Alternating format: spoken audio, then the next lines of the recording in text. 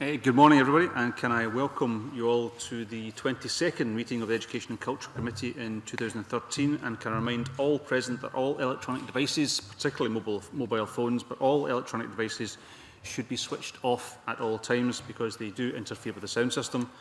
We have made a slight change to the running order today, and we'll start by inviting Jane Baxter to declare any relevant interests. Jane, have you any relevant registrable interests to declare? Thank you, Convener. I'm an elected member at Fife Council and a member of Unite the Trade Union. Thank you very much for that, and a welcome from all the committee.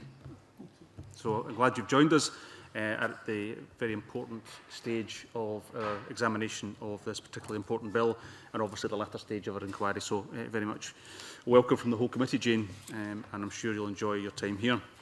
Our second item today is to decide whether to take agenda items 6 and 7 in private. Are members agreed? Agreed. Thank you very much. Our third item, as Neil Findlay has left the committee, we will now need to elect a new deputy convener. The Parliament has agreed that members of the Scottish Labour Party are eligible to be chosen as deputy convener of the Education and Culture Committee. This being the case, can I invite nominations for the position of deputy convener? I'd like to nominate Neil Bibby, convener. Neil Bibby has been nominated, so therefore can I ask the committee to agree that Neil Bibby is therefore chosen as deputy convener of the Education and Culture Committee? Are we all agreed? Thank you very much. Congratulations to Neil on his new role, and not welcome to the committee because you've obviously been here for some time, Neil, so but I'm sure it will be a pleasure to work with you as deputy convener, so thank you very much for that. Our next item is to hear evidence on the Children and Young People Scotland Bill. We have two panels of witnesses today, the first of which includes organisations representing the perspectives of children. And can I welcome to the committee Jackie Brock from Children in Scotland, Alex Cole-Hampton from Aberlour Childcare Trust, and Duncan Dunlop from Who Cares Scotland. And can I thank the witnesses for their written submissions, which will inform our lines of questioning this morning. We obviously have quite a lot of areas we need to cover this morning, so I want to get straight into the questions. And can I remind both members and those who are answering the questions this morning, quick, precise questions would be helpful, but equally quick, precise answers would also be helpful. And if somebody else has already covered it, you don't need to answer twice. So if we can do that, that would be very helpful. And can I begin this morning's proceedings by asking Liam MacArthur to start us off? Okay, thank you, Convener. Welcome. If I could maybe just start with the general issue of rights.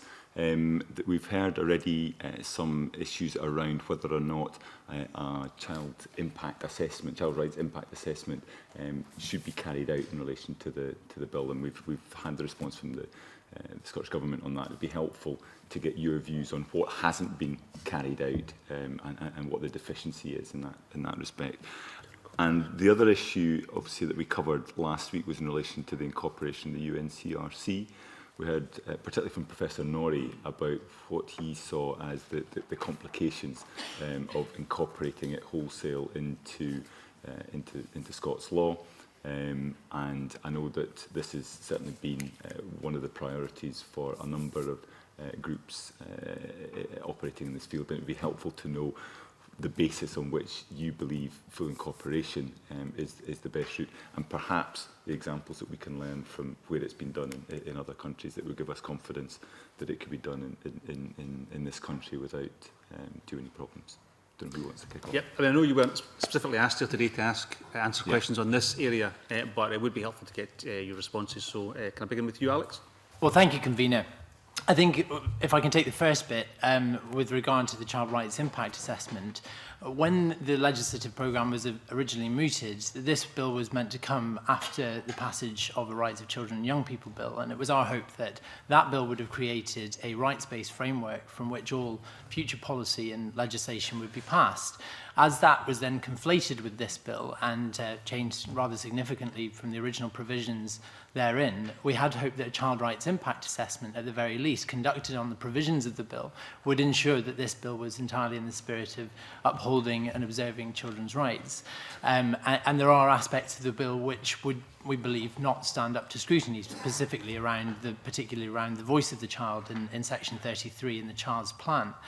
If I can talk about very briefly about incorporation and why we support incorporation, well, let's talk about what we want. And what we want is what you want, which is to create a Scotland which is the best place in the world to grow up. Now, the international standard of what that means is creating a rights-based framework and approach to legislation, which means that all decisions taken by ministers or public bodies in the deliveries of service are done so in a transparent and accountable way, which has the best interests of the child at its heart, which listens to the voice of the child and takes an account of the impact that any particular policy might do so.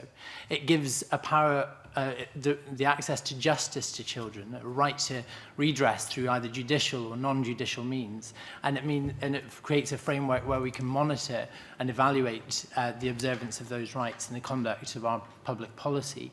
Now, for us, the most elegant roadmap to that, the most elegant solution in the international standard is incorporating the United Nations Conventions on the Rights of the Child into Scots law.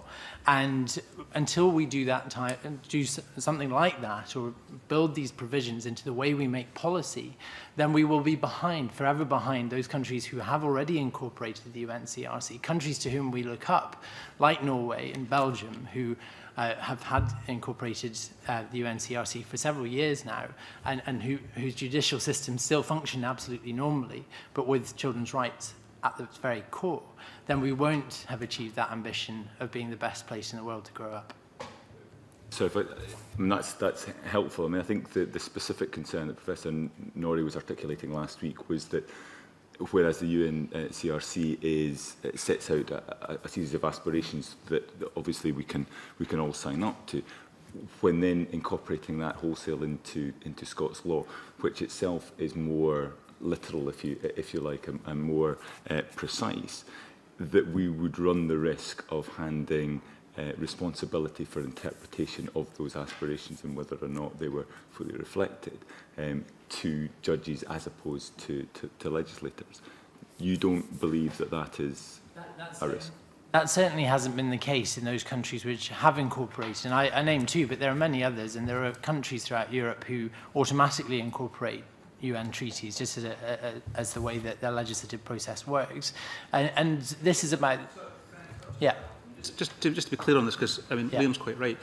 This was raised last week, and one of the issues that Professor Norrie raised was the reason it's I don't want to use the word easy, but it's easier for some of these other countries to do so is that the style of law that they have is very different from the style of law that we have. It's very specific, it's very detailed, the interpretation is done by legislators, whereas other countries have a much more general ambitions and things like that in their law, and therefore incorporation is relatively straightforward, fits with their law, whereas it doesn't really fit with our law, and therefore we can achieve the same ends, not by incorporation, but by effectively making changes in legislation, but not incorporation. But there's a clear difference in terms of the style of law that we have to those other countries. We have a legal opinion on this, which was commissioned by UNICEF from Aidan O'Neill, who said that incorporating the UNCRC into Scots law, we can make this available to the committee, which is entirely compatible both with Scots law in its everyday practice and the common law aspects to which you describe. That's helpful. Does anybody else want to make a very brief comment on that, or are you content with that answer? Just very briefly to point out that the vast majority of Children's Scotland's members, 400 plus, favoured incorporation and equally children's rights impact assessment. And they are quite frankly sort of baffled about why the vast majority of responses that have said we favour this haven't been responded to adequately. We don't know, well, why isn't there a the children's rights impact assessment? There doesn't seem to be a good reason.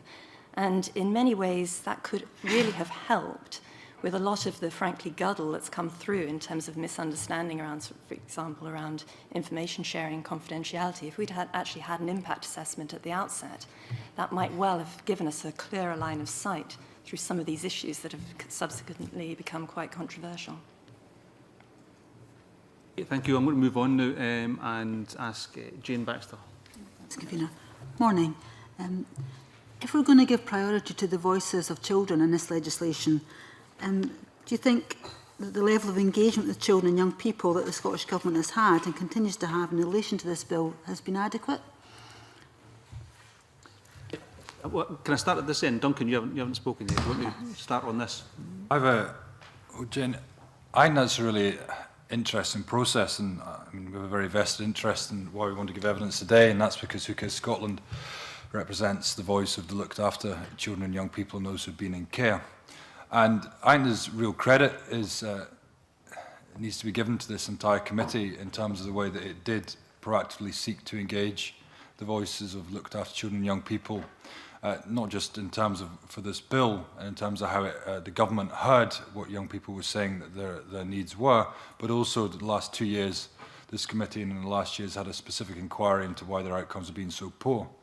And I give real credit to that in terms of their voice, we really believe being truly heard. And we saw that in the way that this committee then went and questioned the Children's Minister at the end of the last parliamentary session in terms of, we could see in their questioning, this was about relationships, this was about their need for love, it was about the need for every other child, or the majority of other children have within their birth family, and how can we maintain it.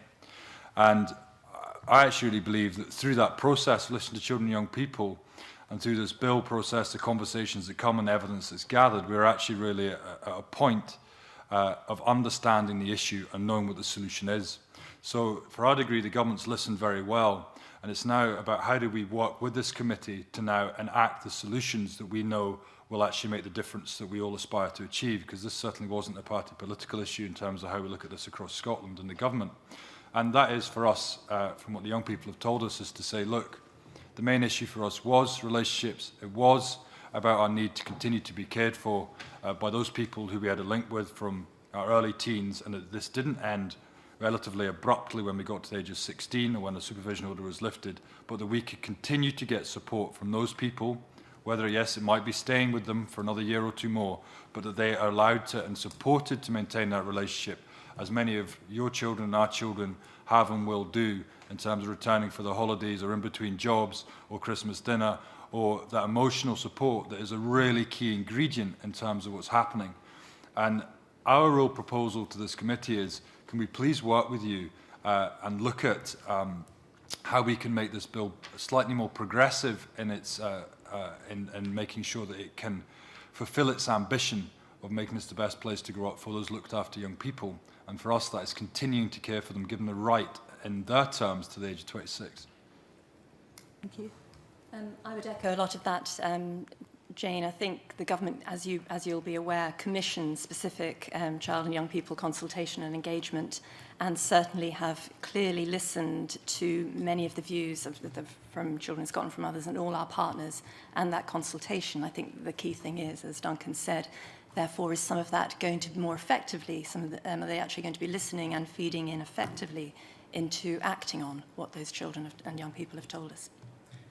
And if I can just add very briefly, I believe that 2,500 children have been consulted by government in the conduct of, in the course of this preparation for the bill, and consultation is still ongoing. Aberlour has a service user forum called Aberlour's Youth Voice, which is a web-based thing where young people in services right across our country meet via webcam on a regular basis to discuss issues of importance to them.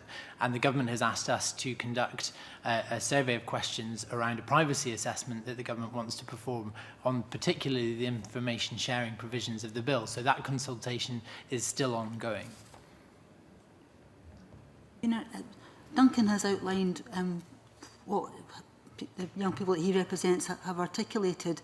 Do any of the other witnesses want to say what the main concerns of children and young people are in relation to this bill?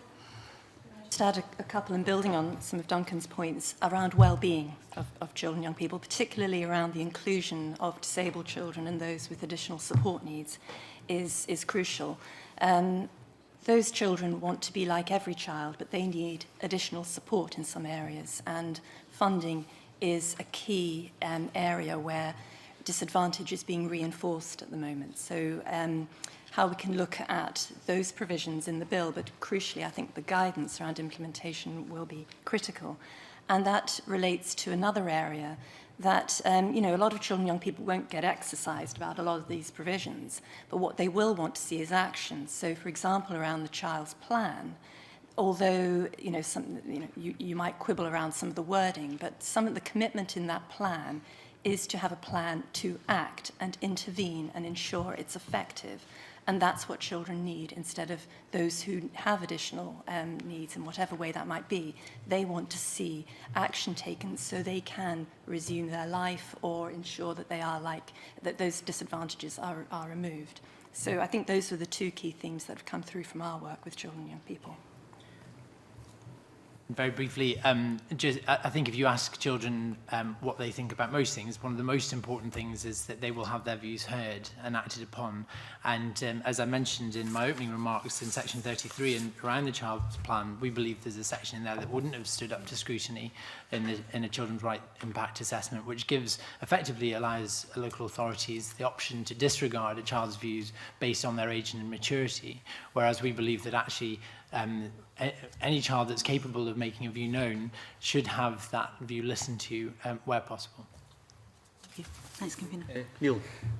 Thanks, Convener. Just following on the questions about consultation, listening to children and young people and concerns about the bill, how does what's in the bill compared to your original expectations of the bill? I think we're pleasantly surprised. I think the government has moved some distance on this. This is a much better bill than perhaps was originally consulted on in the summer of last year. We're very supportive, particularly of the provisions around aftercare for looked after, children leaving care. I hope we'll come on to that in more depth. But I think, yes, we're satisfied that this bill, if passed in its current form, will help move us on that journey toward making this country the best place in the world to grow up. We would build on that, for example, around early learning and childcare, excellent statements of intent, particularly, for example, around flexibility in childcare, and we would like to see those strengthened, but really laying down a marker for exactly where children and their families, the support that they need in those early years.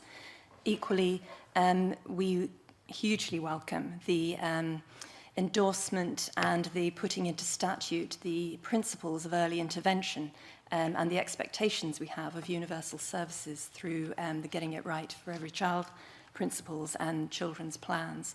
Absolutely echo Alec and Duncan's points around aftercare and also rights. That's come through very strongly, I think, for us. And the only bit I'd add is it's great to see a term like corporate parenting actually be put in the legislative agenda.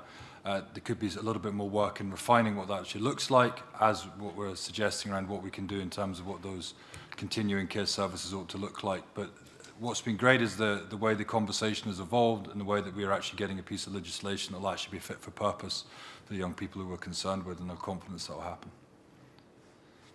Okay, thank you very much. I want to move on now, and I'll bring in Liz Smith. Morning. Could I direct attention to the named person issue, which is, as you know, elicited a very wide range of views from those that are immensely supportive round to those who are very much against it because it's undermining, in their view, the role of the parent. Mrs Brock, you said in your evidence that actually all it was just a formalisation of the existing practice. Could I ask you what it is then in the bill that you expect to improve things if we're largely doing these things already? Yes, can I firstly start by saying I'm delighted that actually we are looking at a bill that's going to endorse excellent practice that's going on. I can give you countless examples across our universal services in schools, health visitors, etc., where we're actually seeing for the first time universal services having a clarity, and parents and children having a clarity about the responsibilities that services have to ensure that their child's well-being. In terms of implementation, however, it's simply not moving quickly or consistently enough. You asked in your Looked After Children at Home inquiry, and no doubt you've asked after frequent child protection reviews, looking at needs for additional support, why aren't professionals listening and talking to each other? Why aren't they listening to children and young people? Why aren't they taking action? Well, having the duties in statute will ensure that responsibilities of universal services to respond and take action where necessary, where it's in the child's best interest. And undoubtedly, the duties as currently presented do require further clarification.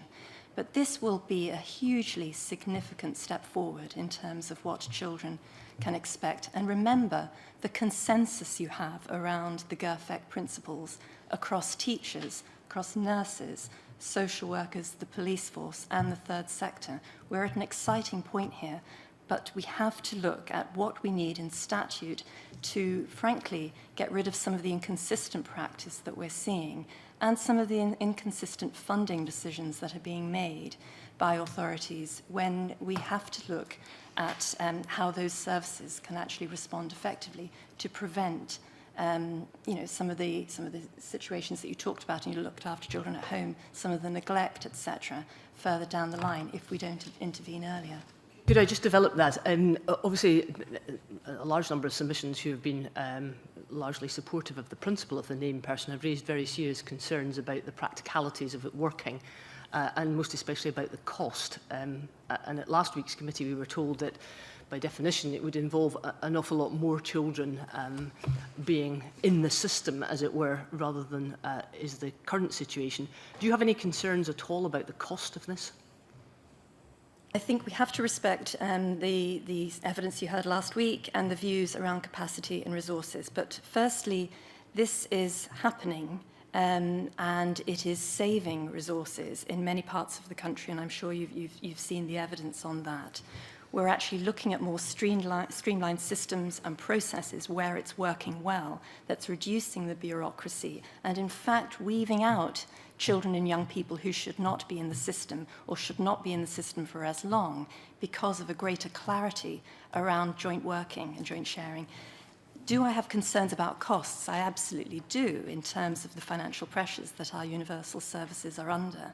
Do I think that GERFEC is in itself going to sink the system? No, I don't, because I think where it's working well, where there's a commitment to proper training and implementation and a proper child-centred approach, I think we're seeing efficiencies in the system that will address some of those concerns. But of course, some of the action that we're looking for to take, yes, there will come costs, and we need to I think, be realistic about that. Do you have sympathy with groups like the EIS and Unison who've made very clear that they feel that there are substantial costs involved of additional training?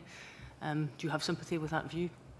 Well, they are our members, and I always express sympathy in terms of the huge range of pressures that they have under them, but this is part of their job. A teacher's job is to look at the wide needs of a child's well-being.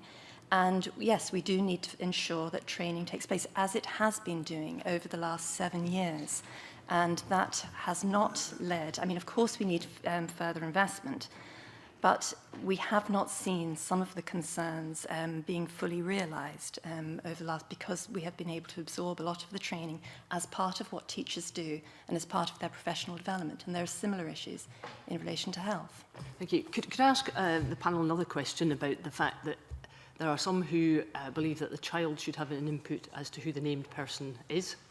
Others who say that that's not the right thing to do. Could I ask what your views are on that process? And subsequently, if the answer is yes to that the child should be involved, what are the implications of that? And if it's no, again, what are the implications of that decision?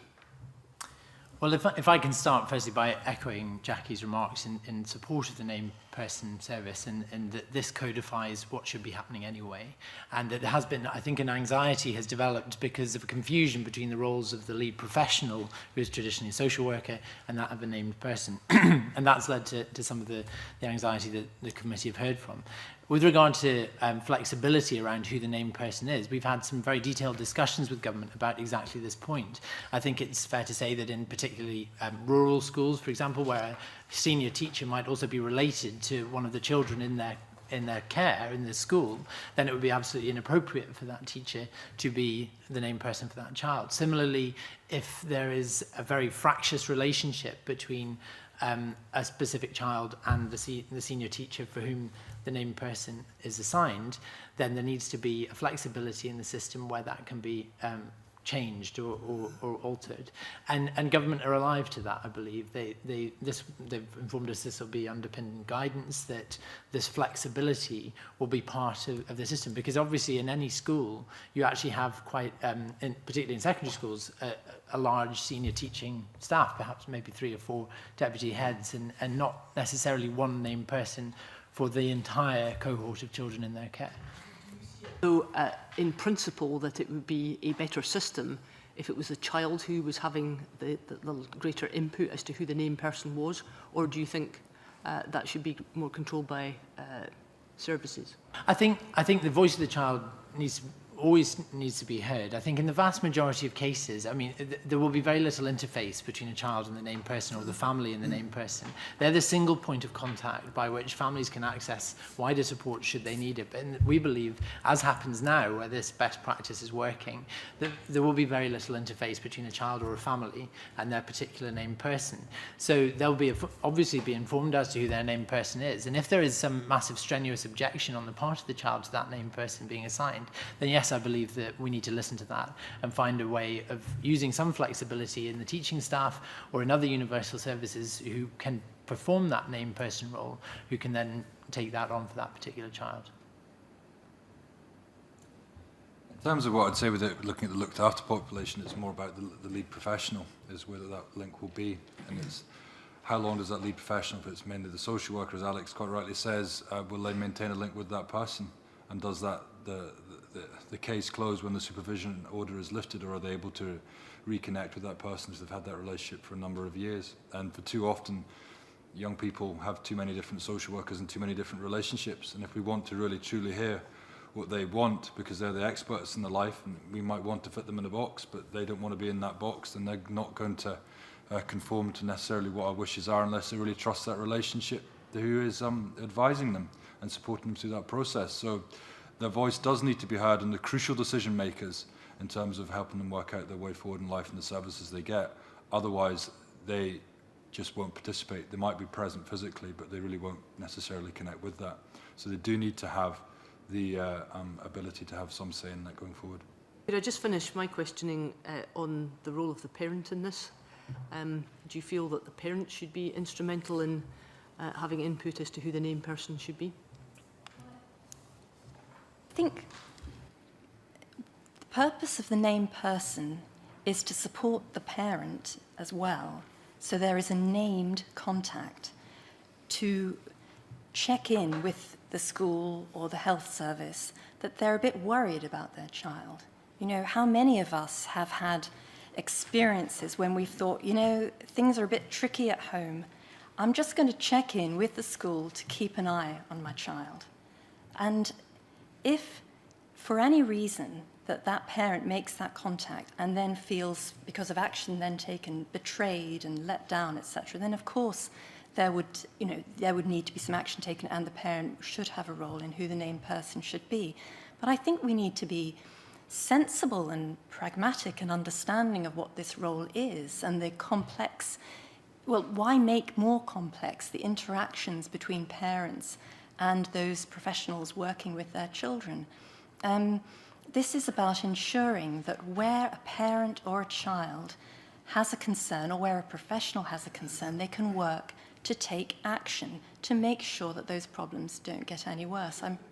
Would you dismiss the very strong complaints that have been made by some parents' groups that this whole process undermines their responsibilities and that of the family? Do you dismiss that? Well, throughout, and I'm not saying it can't be strengthened, and I'd like to work with government on this and you, but throughout these provisions, the plan, the work of the named person, etc., is all about working in partnership with due regard to children and parents. So I think that a lot of the concerns that have been raised have been possibly brought about by some bad practice, by some difficult relationships perhaps between parents and teachers, but I don't think that bad practice should dictate the law in terms of how the named person is going to work, because it's actually about supporting family life, supporting parents to ensure that their children are nourished, and we need to absolutely make sure that that there's no threat to that. But I think, how can we better communicate, I think, and how can schools, how can health services and others make sure that parents see them as the ones to help them in their central, preeminent role of parenting and looking after their children?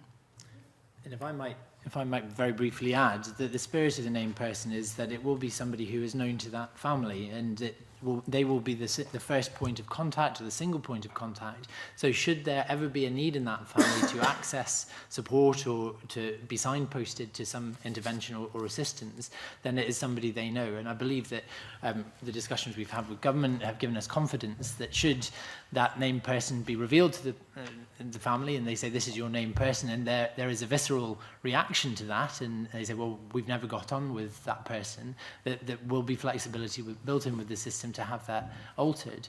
And again, I think I understand where some of this anxiety in the parents' groups to which you allude comes from, and it's fueled by some frankly unhelpful tabloid headlines in terms of the social worker for every child. That's not what we're talking about here.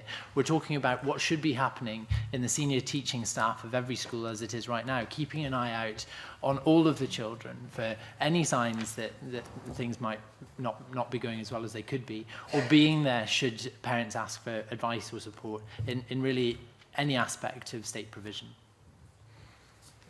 Just before we move on, can I briefly raise this issue head on then? I mean, you've raised it, Alec, about these unhelpful, as you put it, tabloid headlines. Let me play devil's advocate for a minute. I'm a parent, you know, I am married, we have a child at school, there's no alcohol or drugs problems, there's no family problems, I've never had any contact with the social work department. Why is me, Joe, average parent, why has the state got a right to intervene and snoop around my family? I'm paraphrasing the unhelpful headlines that you've said, but you know that is the fear that is created by those headlines. So what do you say to those who have that fear? Well, sorry.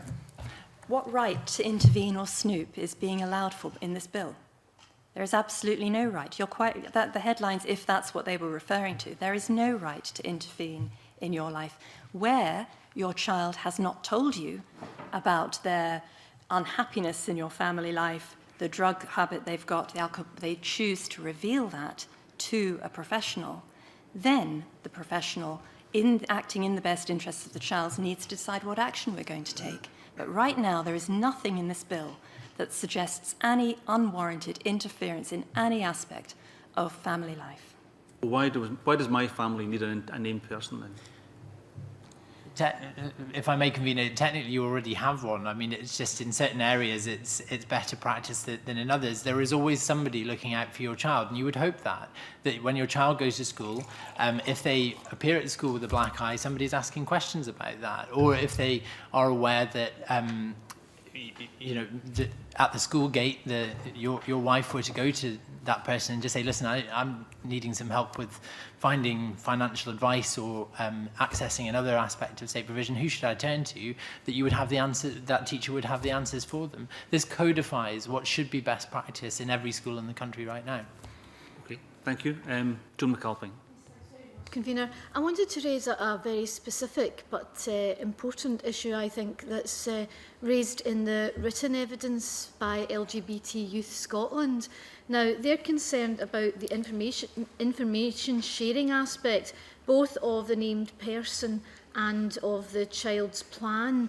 They say that their experience of working with services, particularly education, means that they've encountered a widespread misunderstanding about the rights to privacy of LGBT young people.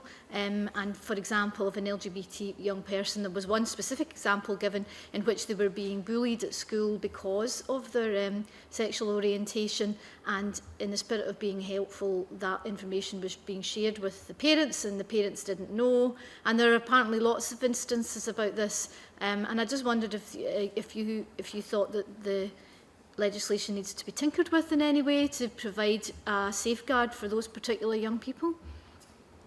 Well, if I may, if I may say from the start, I was part of the cohort of people within the voluntary sector that helped to bring down Part 3 of the Protection of Vulnerable Groups Bill, because it had a section on information sharing which was frankly disproportionate and really did impact on privacy and right to confidentiality.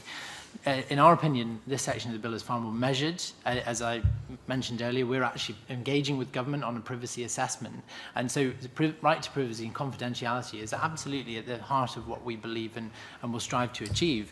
But frankly, we're satisfied that the provisions within this bill will actually help to focus the information that is shared, in some cases actually reducing the amount of information is shared, because people will be clearer about the thresholds at which point they should share, what they should be sharing, and who they should be sharing it to, i.e. the named person. And so I think that we have struck a fine balance here. We keep ever vigilant about how that will be implemented, and we'll be working very closely with government around the guidance. If we had only, you asked about tinkering, if we had any mild anxiety about it, it's the extension to risk to well-being, and at which point risk to well-being is triggered and information is shared. And I think that's not an insurmountable problem. It's about looking at the Shinari well-being indicators and saying, well, at which point, if a child presents to you and their indicators in the Shinari triangle are not being met, at what point do we need to act? And I think that's where the balance needs to be struck. But on the face of the bill, we're quite content that this will actually lead to more focused and proportionate sharing of information. Yes, I think we need to be very mindful of the examples that LGBT and others have given around inappropriate information sharing, undoubtedly. But I do worry if we were then to conclude that we write off, in that example that you gave, Ms. McAlpine, the whole of, for example, the secondary school's workforce. What we have to aspire to, surely, is a confident, competent children's services workforce. A workforce that's given, if you like, the right tools, and at the moment they are being, fatally undermined by the complexity, the overlaying, the conflicting duties around information sharing that there are within the professional protocols of, for example, some of the Royal Colleges, among the teaching profession and others. It's a mess, and equally importantly, if you are supportive of well-being, they do not simply reflect duties around well-being.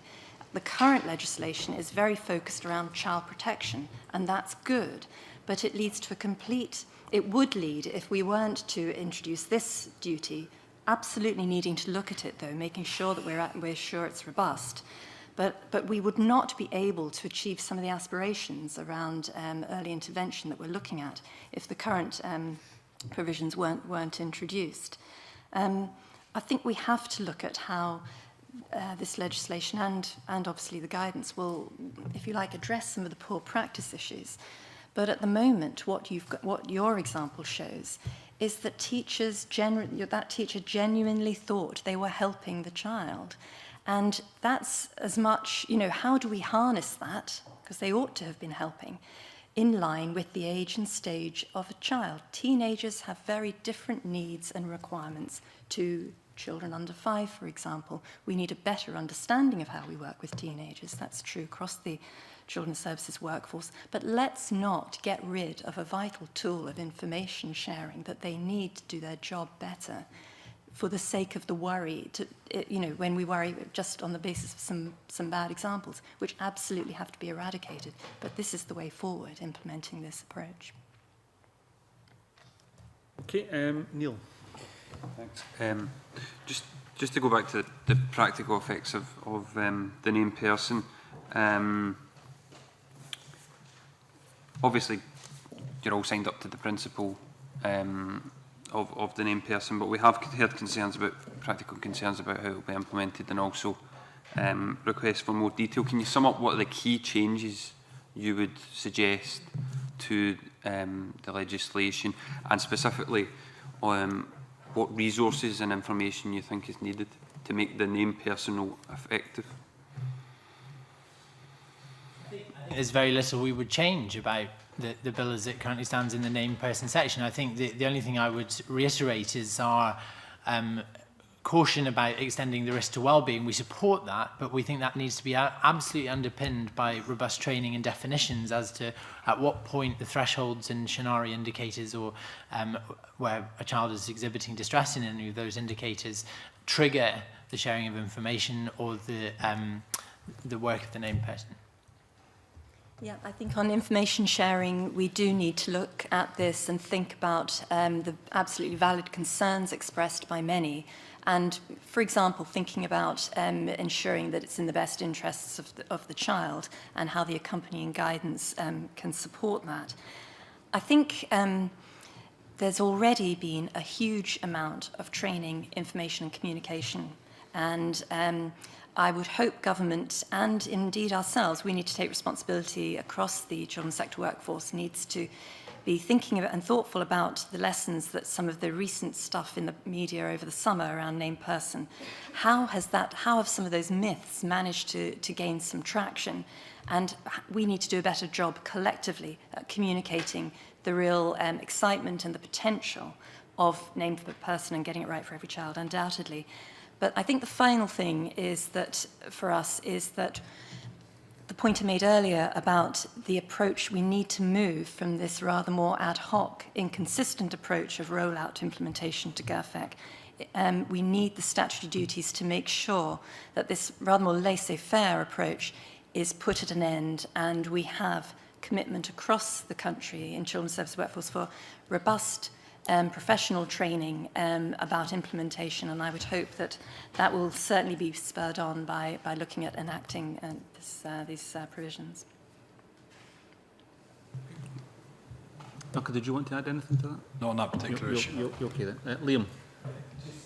Picking up on that, and I think drawing it back to some of what Liz was touching on earlier on in relation to resources. I mean, clearly we want to improve this bill where we can, but I think we need to be realistic about any piece of legislation effectively being a silver bullet, and I think putting an end to inconsistencies may simply be something that remains aspirational. And I think the point in relation to resources, I suppose, is there a risk, and Alex, you touched on some of the points around extending the risk to well-being, that what we see is a deployment of the resources available spread more thinly, and therefore the areas of probably most serious risk and are more to do with welfare rather than well-being don't necessarily get the attention that they should, not across the piece, but in those areas where there remains inconsistent application. Is that a concern that we should justifiably have? Is there anything we can do to ensure that doesn't happen? I do appreciate that it's really important that you're wanting us to be pragmatic about this, and I would want to do everything from Children's Scotland's perspective to ensure that we are. But when we're talking about inconsistencies, can I show you, I'm not just talking about ad hoc, I'm talking about neighbouring authorities and CPPs having a very different approach, and that has to end. But of course, I recognise that in terms of every child getting an equal service across Scotland, it's a good aspiration. Let's be ambitious, but also realistic. I think I've actually forgotten the second point there. But Alex, what is that? No, I mean, I think obviously in the application of any legislation, there are hurdles to be crossed, and I think a lot of the detail around the guidance attached to this section will be incredibly important. Again, I just reiterate my earlier point that this codifies what should be happening anyway.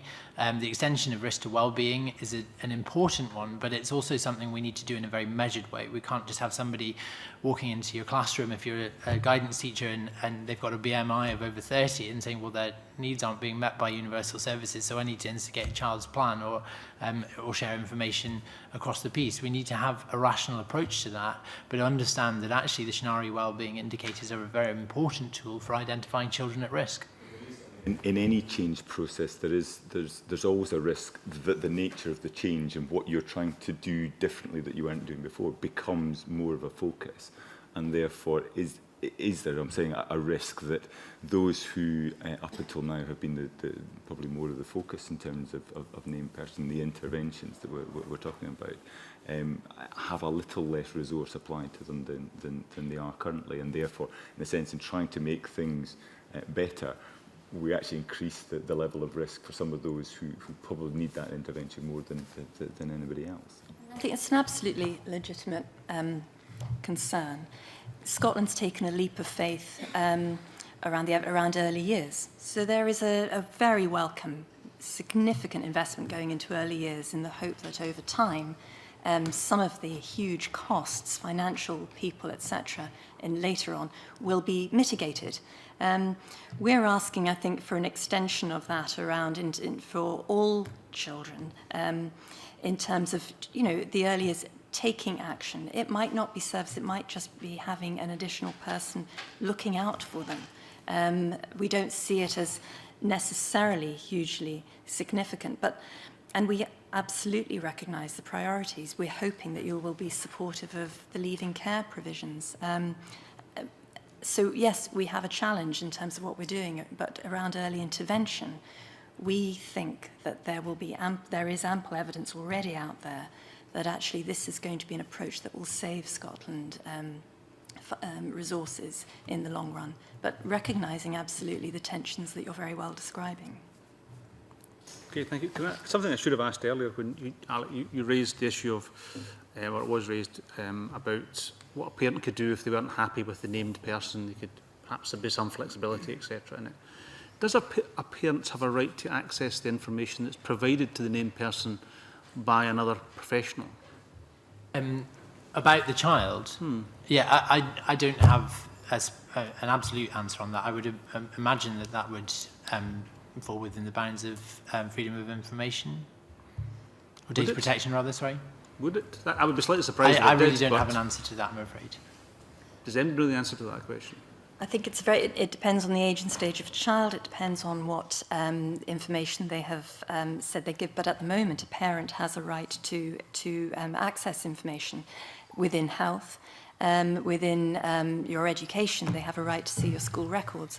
But you've absolutely illustrated, like, you know, and frankly, we don't really know for sure. And I suspect you'd get the same answer from the vast majority of the children's sector workforce. It's ridiculous. And parents need clarity, children need clarity, as do professionals. Liam, did you have a follow-up to that? It was on that, but I think Claire's going to come on to information sharing, so I'm going to move on to information sharing at the moment. Then I'm sure we'll pursue that matter as we go through the evidence. I wanted to take you back to the evidence we got last week on section 26 of the bill, at 26(1) and 2A and B, and particularly Professor Norrie's evidence, where he pointed to the issue of must provide, might be relevant, ought to be provided. In other words, the language that's used, the terminology that's used in the bill, and wondered whether or not you either shared his views on that particular section, section 27 actually, and where I think he said it was the worst section in the bill, to quote him, or whether you thought the bill was correct, or whether it was marginal amendments that were required. What were your views on this issue about how the current bill as drafted details how information sharing should be carried out? Alec. Well, I wouldn't presume to tell the committee that I'm a legislative drafter, nor that I have anything like the experience of Professor Norrie. So if he believes that this is in any way unsound, then I would defer to that. I think the spirit of this section we would support, and I think that if it's not to be amended, obviously you'll have that opportunity. But if it isn't to be amended, then I would hope that certainly greater definition around terms like ought and the thresholds at which information is shared are more clearly spelled out, as I suggested earlier. It's interesting you defer to Professor Norrie on this, but not on the incorporation. I've got another lawyer for deferring to on that. Jackie, you were yours. Well, I noted in Professor Norrie's evidence that he accepts the law needs to be changed in relation to information sharing around well-being, and he valued the attempt by government to make those changes and to enshrine that in legislation. So that's great. He values having principles of early intervention supported through this duty. I think that's great. We've got a huge range of experts, Professor Norrie and others, in the children's sector within government who can help us get this right. But I cannot see that that's insurmountable. And I think if your committee endorses the principle, then we would certainly, on this side of the table, want to be doing everything we can to work with government to get this right. Thank you. Liam, you had a question on information sharing. Just on that, I don't know if Claire was going to come in, but I mean, one of the most strenuous points I think Professor Norrie made was in relation to Section 27, which appeared to override data protection and any other sort of legal requirements, which does on the face of it seem to be a rather bold move to be making, and one that should, I think, cause us all to have pause for thought. Is there any kind of reflections you would offer in response to what he was saying there? We know, because in terms of working with government on various advisory groups, that they have worked incredibly hard to work with the Information Commissioner to provide clarity to the professionals and get advice around DPA. So if this isn't quite right, with all due respect, Professor, I think, again, it can be sorted. I don't know the detail of why he doesn't think it's quite right. But given the close working, then, instruct officials to go away and sort this. I think it would be... It would seem to the point that Joan was making earlier about LGBT, actually that's the sort of thing where you could understand why concerns would arise very, very quickly about the extent of the powers in this bill as compared to some of the protections they might reasonably expect under other provisions. Yes, But with all of this, sorry, it comes down to something we're never ever going to get a fail-safe system. We're dealing with professionals who have to be working on the basis of trust. They have to earn their trustworthiness, and we have to believe in them they're going to do the best for our children and young people, and there will be mistakes along the way. That was clearly an example of completely inappropriate practice. Why didn't they ask the child or young person if their parents knew that they were gay or lesbian? That's a crass mistake at that level. It doesn't mean the entire principle behind what's trying to be achieved here should be scrapped because of one piece of poor practice. What we actually have to look at, do we have quality professionals out in the field? Do they have the right to be trusted with the well-being of our children and young people? And if so, then we need to give them the space and autonomy to get on with the job, and they need to do it appropriately. And where they don't do that appropriately, we then need to seek to address that. But you must look at the voice of the child or the young person within this process. The only reflection I would add is the situation that we have as now, and we've got anecdotal evidence from various actors within the state who this would cover, who are either express concern that colleagues are sharing too much information because they're not clear on what should be shared and to whom, or are sharing too little at the expense of the welfare of a child because of anxieties about the DPA. And this, I think, will cut through that and deliver a line of sight for all professionals who are working with children to understand what it is to share information, when it is right to do so, and how proportionately they should do it. The system cannot inhibit the intuition of a professional who's learned and understands what is necessary for that child or young person at that time. And they need to make sure they're making appropriate decisions in the way that they're supervised and managed, or to look at the way that they're doing that. I think that's very helpful. But just one final point on this. I mean, I think Professor Norrie's concern around Section 27 is particularly at Section 27.1. And I'll just read it for clarity, but it says, Section 27.1, the provision of information under this part is not to be taken to breach any prohibition or restriction on the disclosure of information. In other words, it's not to be taken to breach any prohibition or restriction on the disclosure of information. His concern, I think, is quite clear from that about why he would be concerned about that, given that it seems to be an absolutist position. And just wondered, even if you can't answer today, perhaps you should reflect on it, and maybe if you think you have something to add, you could write to us afterwards, if that's helpful. Okay. Thank you very much. Let's move on to Colin Beattie. Thank you, Convener. Part 5 of the bill allows for a child's plan to be developed in circumstances where they have a well-being need that needs intervention. But there seems to be so many statutory and non-statutory plans in place already, which perhaps reflect to some extent the sheer number of bodies and organisations that are involved with each child, which is maybe an argument for trimming that back. But as far as the bill is concerned, it doesn't seem to bring that together. How do you see that working? Where do you see a complication in that? significant complication in relation to the way in which this bill will work hand in hand with the Additional Support for Learning Act, which requires a plan, coordinated support plan for children and this. And there's lots of talk about how guidance will show how you can lock those together, but it's undoubtedly going to add yet further complexity. And in terms of looking at the needs in the round of children, it's a really unfortunate, I think, division, and it would have been good to look at how we could bring together both those pieces of legislation. I think in terms of just moving on as well from the plan, our evidence, I hope, made clear that we're very concerned about the increasing layers of bureaucracy being placed on the children's services workforce, both within local authorities and CPP level, around the number of plans that there are, so for children, but also at a local level in terms of how you're planning the resources and planning services more effectively. And certainly, I think, a really good scrub out of some of the stuff that's in here that's going to potentially, in this bill and elsewhere, to have a more coordinated approach would really help and I think be more efficient in terms of resources.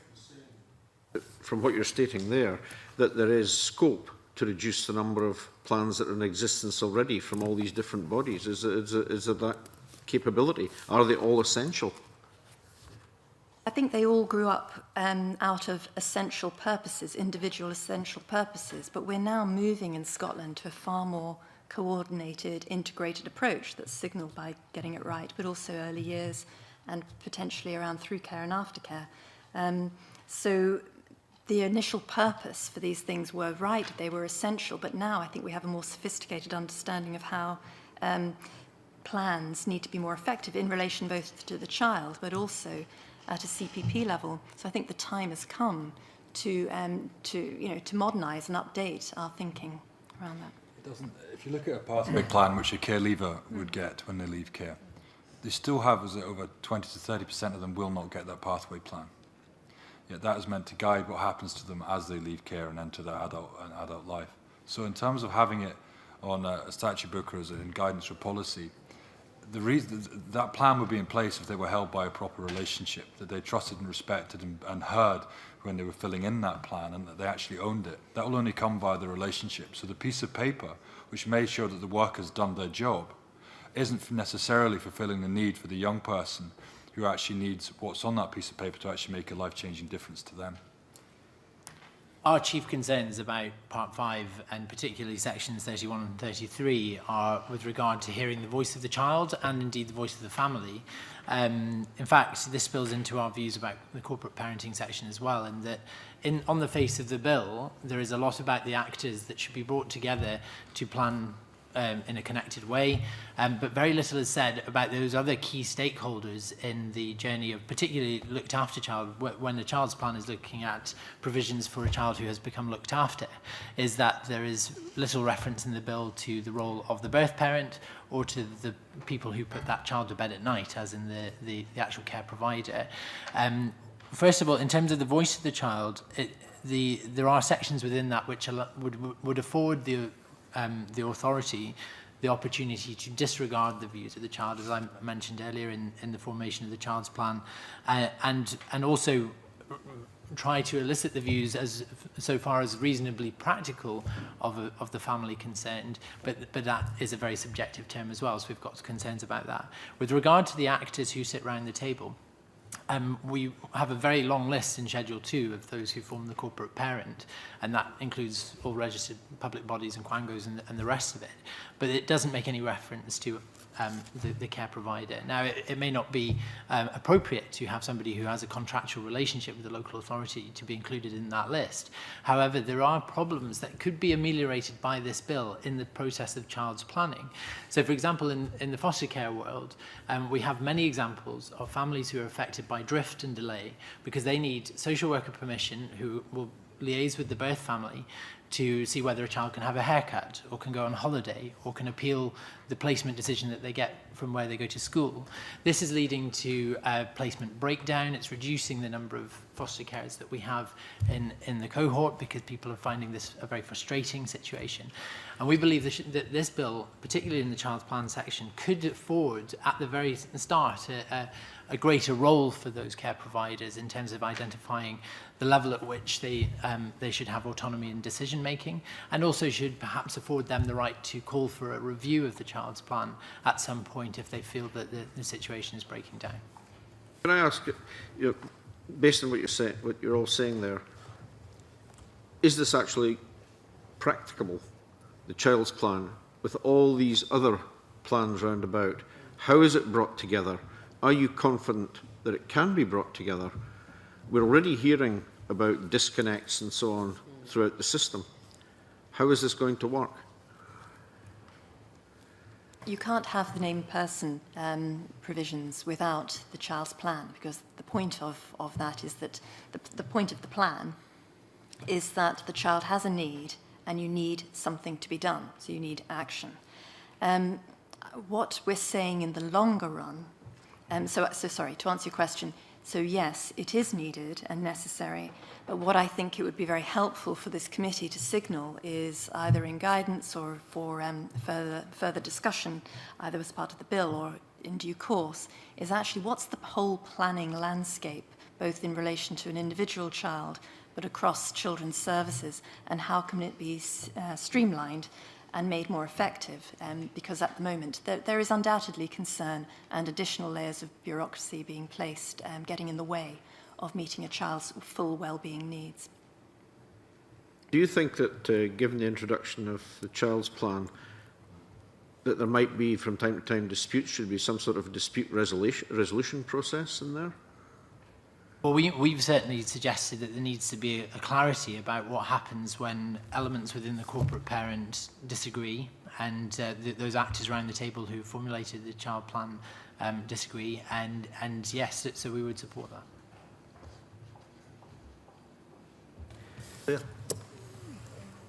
Thank you, Convener.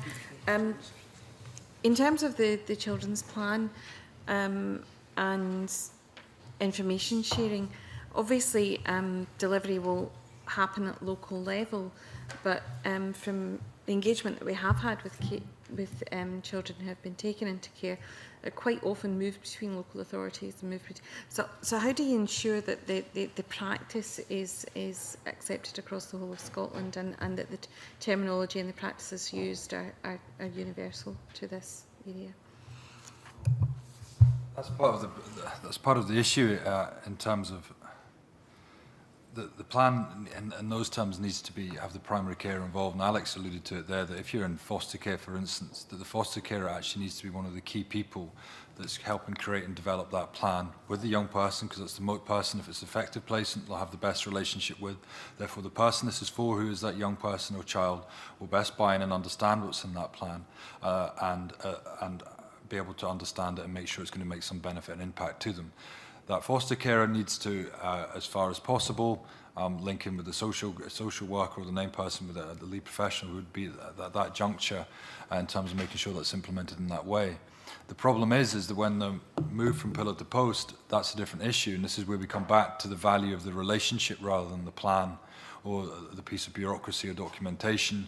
And if we focus more on the relationships within this bill in terms of making sure there's a key principle in this bill that children and young people across Scotland, our aspiration for them and the best benefit for their well-being is for them to be within a loving, caring, stable family or carer relationship, and that ought to be given primacy in terms of any decision making that's made about that young person, if we assure it's a healthy place to be. If that was the principle that overarched this bill, then all of this would be, I think, a bit more straightforward. Rather than putting it on to different professionals, we'd be looking to that carer in the first instance to hold a lot of these relationships, and then we wouldn't have the placement breakdown as regularly, and they wouldn't be moving around different local authorities as often. I think, and you know, obviously you've highlighted the crux of the issue in terms of why does some of this need to be in statute. While of course we can't guarantee to any child that and family that if they move from one area to another, that they will get exactly the same service. But at least we will get from this bill is a core set of expectations and responsibilities and expectations, I suppose, of universal services that parents will have a right to, children will have a right to, whatever part of Scotland they live in. Yes, in terms of the practice, there might be some different approaches and different priorities, but at the very core of it, we have principles that apply across Scotland. But there's also a requirement, and of course there are resource issues, but there must also be a requirement for some of the professional associations, for example, to share good practice across ADSW, across ADES, across the health colleges, etc., to ensure that we're minimising wherever possible the core service, the relationships, etc., that children are getting across Scotland. And I understand your question and your concern, but I would suggest that actually this bill is part of the solution and that these problems exist already. And across local authorities and even within local authorities, there are different thresholds and different practices where at which point certain things will be triggered. And I think that this, by codifying best practice, by drawing a clear line of sight as to what appropriate sharing of information looks like, the triggers for a child's plan, what an extension of risk to well-being actually means in terms of a child that's presenting to you on a Friday night, that these are the things that this bill will actually hope to ameliorate, which are problematic at this point in time. George Adam. Thank you, Convener. Good morning. I'd just like to ask a specific question about care leavers. Well, it's actually two questions, and probably it's for Duncan at this stage with Who Cares Scotland's amendments or proposed amendments. Create a right to return to care up to the age of 26 and remove the assessment by the local authority. Now, when I looked at some of your evidence that you submitted, we envisaged that these amendments would take 5 years to implement in practice from the enactment of the bill. And when I went on to look at some of the other bits and pieces of some really good stuff, because obviously you've done a lot of work with the committee previously on some of the inquiries in the past as well, and coming from a local government background myself and my constituency work, I'm aware of the situations that we have to deal with young people when they hit the age of 16 and what happens after that stage and support. And some of the stuff that you've got here I agree with and I really quite like is young people who leave care, mostly at 16 years of age, are expected to take care of themselves. Yes, there are organisations and professionals which they can get help and support from. Yes, there is welfare support they can get access. Yes, they can access education, employment opportunities, and yes, they can access housing. And yes, they can dream for the future like anyone else, but they basically go down to say that they need someone to actually guide them through that whole process. Now, correct me if I'm wrong, if you look at some of the amendments you've got here, then are we saying that social work departments in the local authorities can no longer give this kind of support from that stage onwards? Or have we given up in social work departments and local authorities? And given that you also said that it would take 5 years to actually envisage, have you spoken to the local authorities about the resource implications? I think there's several points, and we're really actually very excited about this. And as I started off the evidence today, this for us is a combination of a lot of the conversations and thoughts and processes distilled down, and we take a lot of the conversations back to young people, care leavers. Some of them are actually here today who've given evidence.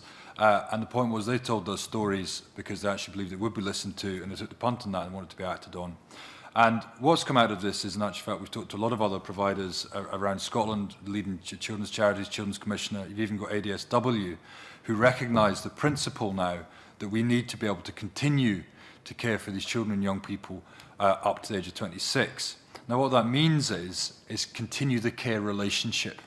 It's not necessarily suggesting it's continuing care in a very high cost, residential bed till the age of 26. We're looking at the principle of this. Everyone has agreed in the principle of this that we've talked to who've understood it, as have a lot of care leavers who reflected it would have made a difference to them. What we realise in doing this is when we say, for instance, the 5-year period is, there'll be a supply and demand issue. For instance, at the moment, you're a foster carer and you need to maintain a relationship with a young person, you might be expected, and there is pressure on them within certain local authorities for that young person to leave at 16 or 18 at the most, because that bed is needed for a 3-year-old or another young person coming into the system. But that older young person at 16 or 18 is not ready to go out on their own. What we're suggesting is, in actual fact, we need to alter the supply and demand situation for care in Scotland. This has happened in the Cocoon. We had great, really informative discussions, I don't know for each of you, in terms of how much it informed you of what the situation is for young people in care. But most of Scotland doesn't know this. If we took this out with this Parliament and those involved in the sector, which is probably about maximum 5 to 10% of Scots who understand these young people's needs and issues, then we truly believe Scotland would engage and back this issue. We would have a far more supportive infrastructure, communities and society in terms of really owning them as the ultimate corporate parent, as the electorate who votes our councillors or MSPs, etc., into the terms of office, who hold a legislative mandate. We must get Scotland engaged with it. The 5-year period, to be honest, is something we actually view should happen over potentially three parliaments. So you'd start, we understand we need to get to the age of 26. We can't do that tomorrow, but we know we need to get there. What that would actually mean is, let's say, in the Parliament after this Parliament, we go to the age of 18. The next Parliament, we get to the age of 21, and the following Parliament, potentially, we get to the age of 26. This is something that we know is agreed with. And what this is really doing is actually simplifying all of this. We have through care teams, we have third sector provision here for employability, this for housing there, this for mental health services, child and adolescent mental health services, not enough support for that, this for teenage pregnancy. All of these emergency services, this for homelessness, are coming in because the young person is leaving care and it's a trapdoor, as we heard, shutting behind them. And it's very difficult when they go out there, bold as brash, age 16, which is when the majority age, the majority leave care and go, I can take on the big wide world. And as we all know from our own experiences or our children's experiences, it's pretty tough out there. But the relationships who'd supported them up to that age are no longer there for them. They may well be informally, and there's real credit deserved out there for some care providers and individuals who do maintain those links. And we've seen the significant benefit that makes to the young person. They can go back and go, hang on a minute, I can't cope. But we've also seen and know whereby young people who've been off a supervision order have come back and said, please can I go back into care? And 1 month later they were dead because they were not able to do that. So this is saying, please can we look at a system which elongates their ability to maintain and says it's right to maintain that relationship with their core care provider. As parents, we look for a child through its nappies, through primary school to high school to college, maybe into further education, and they leave home as a process, not as a point in time. We're suggesting we should be able to afford that to our care leavers. ADSW supported this in principle. The point being is, we know that this will come with a upfront potential cost, but the savings would be immense. We've done some provisional research in this, and it's very difficult due to the statistics we actually track for young care leavers inadequate at this juncture.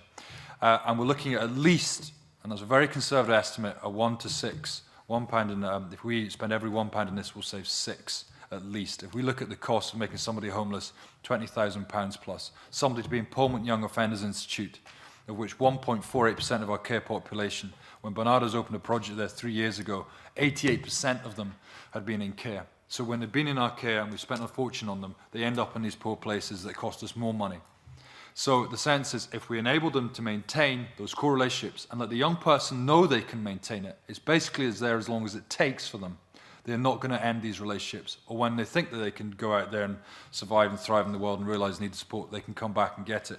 This is as close as we'll get to a silver bullet to reforming the care system at relatively low cost. We've estimated it at being something like £2 million per cohort per annum on average for the 8 years if you extended it up to the age of 26. This is not a big outlay. There's huge savings in terms of health, housing, justice that this country will get from it. And it would really place Scotland as the global leader in terms of care provision across the world. We've looked at the main leaders in this in Scandinavia, which Scotland often we aspire to with some of our social justice work, and they do it up to the age of 22 or 23. 26, I don't foresee. We only see about 23% of young people, looking at 1 or 2 other pilot studies, actually taking up the provision for a year or 2 more staying in that care placement. But it is about going home for your tea. It is about going for your Sunday dinner. It is about somewhere to go for Christmas. It is about someone calling you saying, how you doing? That's great, you're getting up for college. It is all of that support that they want from the same person, not a different professional. I've still got to do that with my own daughter to try and get her to college in the morning. But the other thing that I would ask is why, I still can't see how these amendments will make that connection for everything, all these organisations, everything else. You know, maybe it's me, maybe I'm not picking it up, but I can't see how these amendments are going to make the difference. The local authority, 9 times out of 10, has been the kind of continual kind of involvement throughout the looked after children's kind of the childhood. So would they not be the natural progression to be the anchor, to be the one that kind of takes it to the next level? The child or young person who's in care, the person they see as being this active corporate parent or their carer is the foster carer. It's the residential worker. It's a person they live with, they sleep in their house, they eat their breakfast, lunch and dinner with. It's a person that helps them get up to school. That is the person. The local authority may well be paying or giving the resources to sustain that placement. But what happens is that placement ends and that relationship ends. The young person does not have a relationship with the local authority and directly in terms of the way that they see it. They have a relationship with that carer. It's an individual, it is a person. And that is what they really want to be maintain the link with. And the carer wants that too. We're still coming across it. I know 1 or 2 great residential houses whereby they foster and encourage young people to come back and stay in touch. I know other ones where they're basically, when a young person rings up after they've left care and it's a no. Foster parents, you know, I don't think there's any statutory reason why they can't keep a relationship with the young person when they actually become 16, is there? There isn't a statutory obligation, but if in terms of the young person and the foster carer do not necessarily think it's right for the child or young person to leave at 16. It's a system that's determining that in terms of you no longer need to be under a supervision order here, you no longer, in terms of need this formal support, it's okay now for you to return back to that family home where no work has necessarily been done in improving the circumstance in that family home, and the great work done in the foster family or residential house is very rapidly undone. That young person cannot then return to the foster family as straightforwardly as that. And so what we're suggesting is, let's give a bit more flex in the system and the resource for that foster carer, that's the example we're using, to maintain the relationship with that young person. And it might be they stay in their house for another year or 18 months or so, but at least they're not having to deal with 60, 70, 80 relationships with different young people. They have a more manageable caseload of foster children. And this comes back to that period of time why we think we should do this over potentially 3 parliaments with this, because we have to do a far better job at engaging Scotland with this conversation.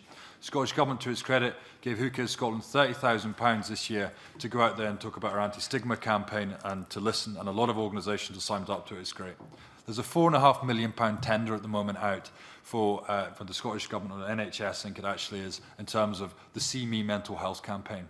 That's engaging Scots. We're talking about it. We've got to take seriously how we actually get Scotland engaged with this conversation, because there's so many people, when I talk to them about this, as I'm sure some of you did after the evidence you heard and the impact it had upon you, when they hear the story, they go, I didn't know that.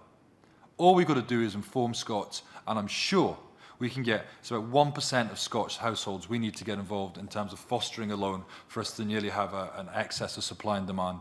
And having Foster Me in a taxi in Edinburgh out there doesn't connect them to the issue, doesn't connect them to the story, how they've lost their identity, how they struggle in childhood, and yet we'll blame them for some of their behaviours. We need Scotland to own these children and young people. Then we will have a greater supply of Scots who care about these young people, who therefore we can extend these placements and not have this excruciating pressure in our supply and demand situation. That's why we're saying, put it in this bill, let's maintain those relationships, let's give the local authority the space and the scope, along with the sector, to work out what this will actually look like. Because a real credit to them signing up to this amendment and proposal from Directors of Social Work, 2 different charities. They don't know what this looks like yet, but they know it means change and they know it's the right thing to do. We must use this period to do it. I think just in support of what Duncan's saying, if the committee takes something from this about how to proceed with the bill, regardless of what amendments look like, is the principle. In an earlier iteration of the consultation, we talked about wanting to treat looked after children in the same way a birth family would treat looked after children, regardless of how the baggage attached to that term. So that means in law right now, you can leave home from your family home at 16, but your family still have an obligation to care for you up to the age of 18, which means that you can come back and they will still look after you. Similarly, the age of leaving home, parental home in Scotland, is 24, yet the age of leaving care, as we all well know, is 16. So we're depriving these children of a third of their childhood, or their adolescence, if you will. And it's just about moving forward with that principle in mind, that right now we are maybe creating the best place in the world to grow up, but not if you're a care leaver. There is a specific point I'd like to make on eligibility criteria, but maybe we'll come to that in a minute. Well, we are already over time, so I want to take... There's two people still wanting to come in on this issue, so I'm going to take them first. Brief questions and particularly brief answers, if you don't mind, from Claire and then from Liam. Thank you. Duncan, you used the term corporate parent there. Have we a legal definition of what a corporate parent is, and is that understood?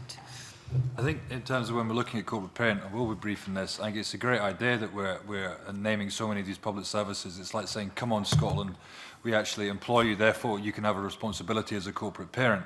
What we might need to do is work out who's the actual corporate parent, who's the great aunt, who's the second cousin, because I think there's a differentiation in terms of what some of the responsibilities will be for these people, but we need to get all Scots to know they're responsible for this. So I think that will come in the guidance, but it's in terms of it going in the right direction, that's important. Yeah, I think Duncan's made a compelling argument for principles I'd certainly sign up to. I think probably the committee would as well. I think specifically in relation to removing the local authority assessment of need, I mean, you talked about a very wide range of possible contact, from coming round for your Christmas dinner through to possibly coming back into residential care facility. Does that not, to some extent, presuppose some sort of assessment at some stage, particularly at the upper end of what that intervention might mean in due course? And just because Alex teed me up, maybe you could give us your views on eligibility as well. I think that there's one broad overarching thing is I think we have a perfect storm of opportunity here. This committee has spent about 2 years looking at this issue. I don't think a committee, I'm relatively naive in this, I'm not saying I'm totally right in this, will be as well informed about an issue that's going to come in front of it and a bill across the board. So I do think that this is the chance we can get this right. It really won't cost a lot. It is a challenge to us as a sector. The sector said it's up for it, let's do it. The point around the assessment as it currently stands is, and if you look at a lot of the young people who will use through care services at the moment, it's when they're in crisis. It's when, you know, they need a desperate handout, a bag of shopping because they haven't got anything to eat that night. They're going to be homeless, have to be put into emergency B&B. It's not for that progressive nature of what we'd want for our young children and young people taking the next step forward in their lives. So yes, the local authorities along with the sector will have to look what it would mean in terms of returning to the continuing care provision, for instance, if they've not been in it for a couple of years. But this can also change. We had a young lad who went off to Australia travelling at 23, came back after having a great experience, wanted to go to university, and realised he had to go through the homelessness route because his corporate parent, and he had to go and stay potentially in a B&B. He didn't. He used his informal links and relationships to stay with another foster family he knew of, but there was no provision for those young people, for that young man to in actual fact be supported. Not that necessarily it should be subject to an assessment before any contact can be had, but that actually, particularly, I suppose, if you're going to go back into residential care, there is at least some discussion around whether or not that is the most sensible route, or whether there are other things. And that, to me, would seem to suggest that some kind of assessment needs to be undertaken. Not that it needs to happen before anything can happen. And therefore, I suppose that speaks to your point about the principle needs to be about the re-engagement. We can then sort out the detail of what that re-engagement is. Exactly. And our issue is this, yes, there's a duty for the young person to be assessed currently under this bill, but there's no duty for a provision to be made, depending on what the assessment would be, which would probably differ from local authority to local authority in the way that we see current care provision is delivered across Scotland. So yes, and it's also the fact that a 24-year-old is not necessarily going to go back to a residential house where there's a 12, 13-year-old. It's not necessarily what they're looking for. We're not looking for just an extension of care as it is. It's not the way that we worked and developed as young adults. Can I just add as well that, in terms of Section 60, in terms of how the state treats looked after children, undoubtedly you will see how, in a sense, we're being sunk by the amount of bureaucracy. Even care leavers alone, Duncan's already mentioned, through care, aftercare regulations, and this, under Section 60, additional bit of bureaucracy that doesn't get close to actually what children and young people are saying they need. So whatever the amendments, I think if you can stay true to some of the principles that you've been adhering to around the looked after children inquiry, the like at home inquiry, around the quality of relationships, and forgetting that whole list of individual organisations as corporate parenting, and pretending that that was actually going to put action into what care leavers need. It's a nonsense. So how can we almost totally rethink the legislative umbrella under which care leavers are supported? 1 minute, Alex. even if it passes as it does right now, the looked after section is one of the most welcome additions. The aftercare provisions is one of the most welcome additions. The problem with it is the eligibility criteria. It defines eligibility at school leaving age. That can fall between 15 years and 8 months and 16 years and 3 months. It's a very arbitrary time, and actually it could actually fail several very vulnerable care leavers. We heard GMS this morning. There was a care leaver who left school 3 months before who'd left school. He'd left care 3 months before his 16th birthday, but hadn't left school, so would not qualify for aftercare assistance in this point. The point being, care is not the problem. Being in care on a certain date shouldn't trigger aftercare. It should be a much broader assessment of the trauma as to why you went into care in the first place and what's happened to you on coming out of it. Donald Forrester from Cambridge University did a literature review that said that the impact of public care is largely improving on the child's well-being and welfare and not the problem. So we would look to have a very more sophisticated approach as to when aftercare is triggered, not the 16th, when you leave school, but perhaps the 16th birthday, and another threshold being having had an agreed period of time in care at some point in the run-up to your 16th birthday as well. Can I thank all of the witnesses very much for their evidence this morning. It's been extremely illuminating and interesting, and I'm sure it will help us in our consideration of the bill. And I want to briefly suspend while we change over witnesses. Thank you.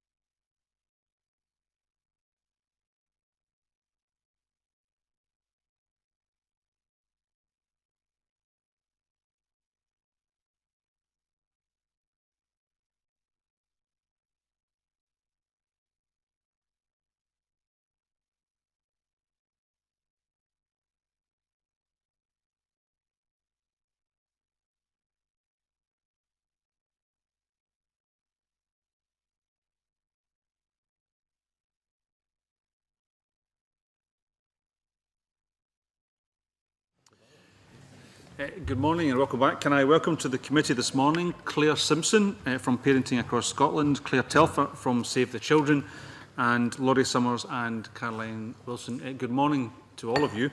Laurie Summers and Caroline Wilson have kindly agreed to attend today and to speak about the implications of the bill on parents, and as such their comments will be focused on Part 6 of the bill, which deals with early education and childcare. Can I also thank the witnesses for their written submissions which they have sent to the committee in advance of their appearance. Obviously we've got quite a lot to cover, so we're going to move straight to questions if you don't mind, and I'll begin with Jane Baxter. Thanks, Convener. Morning. I'm wondering if any of the witnesses would like to make comment about the level of engagement with parents and groups representing parents that the Scottish Government has had and continues to have in relation to this bill. I think that, there's obviously been the formal consultation, which is open to reply, but given that so many bits of the bill are existing in terms of GERFEC and named person, for example, there has been continued engagement and consultation with parents locally through that process, which has been fed in through the bill team. There's also been a review of kinship care, which is ongoing, which is fed into the bill. There's also been substantial engagement with looked after children and the corporate parents and organisations like Who Cares. Organisations like ourselves who deal with, we're a partnership, and we have 9 different organisations within the partnership who deal with children and families, from, for example, Children First, Aberlour, One Parent Family Scotland, to Relationships Scotland and Scottish Marriage Care. All of those some of those organisations have helplines. All of them work with parents, and those kind of organisations have also fed into the bill. So I think there have been a number of opportunities and ways of engagement. There's also a lot of evidence, which, through academic study and so on, which has been made available to the bill team.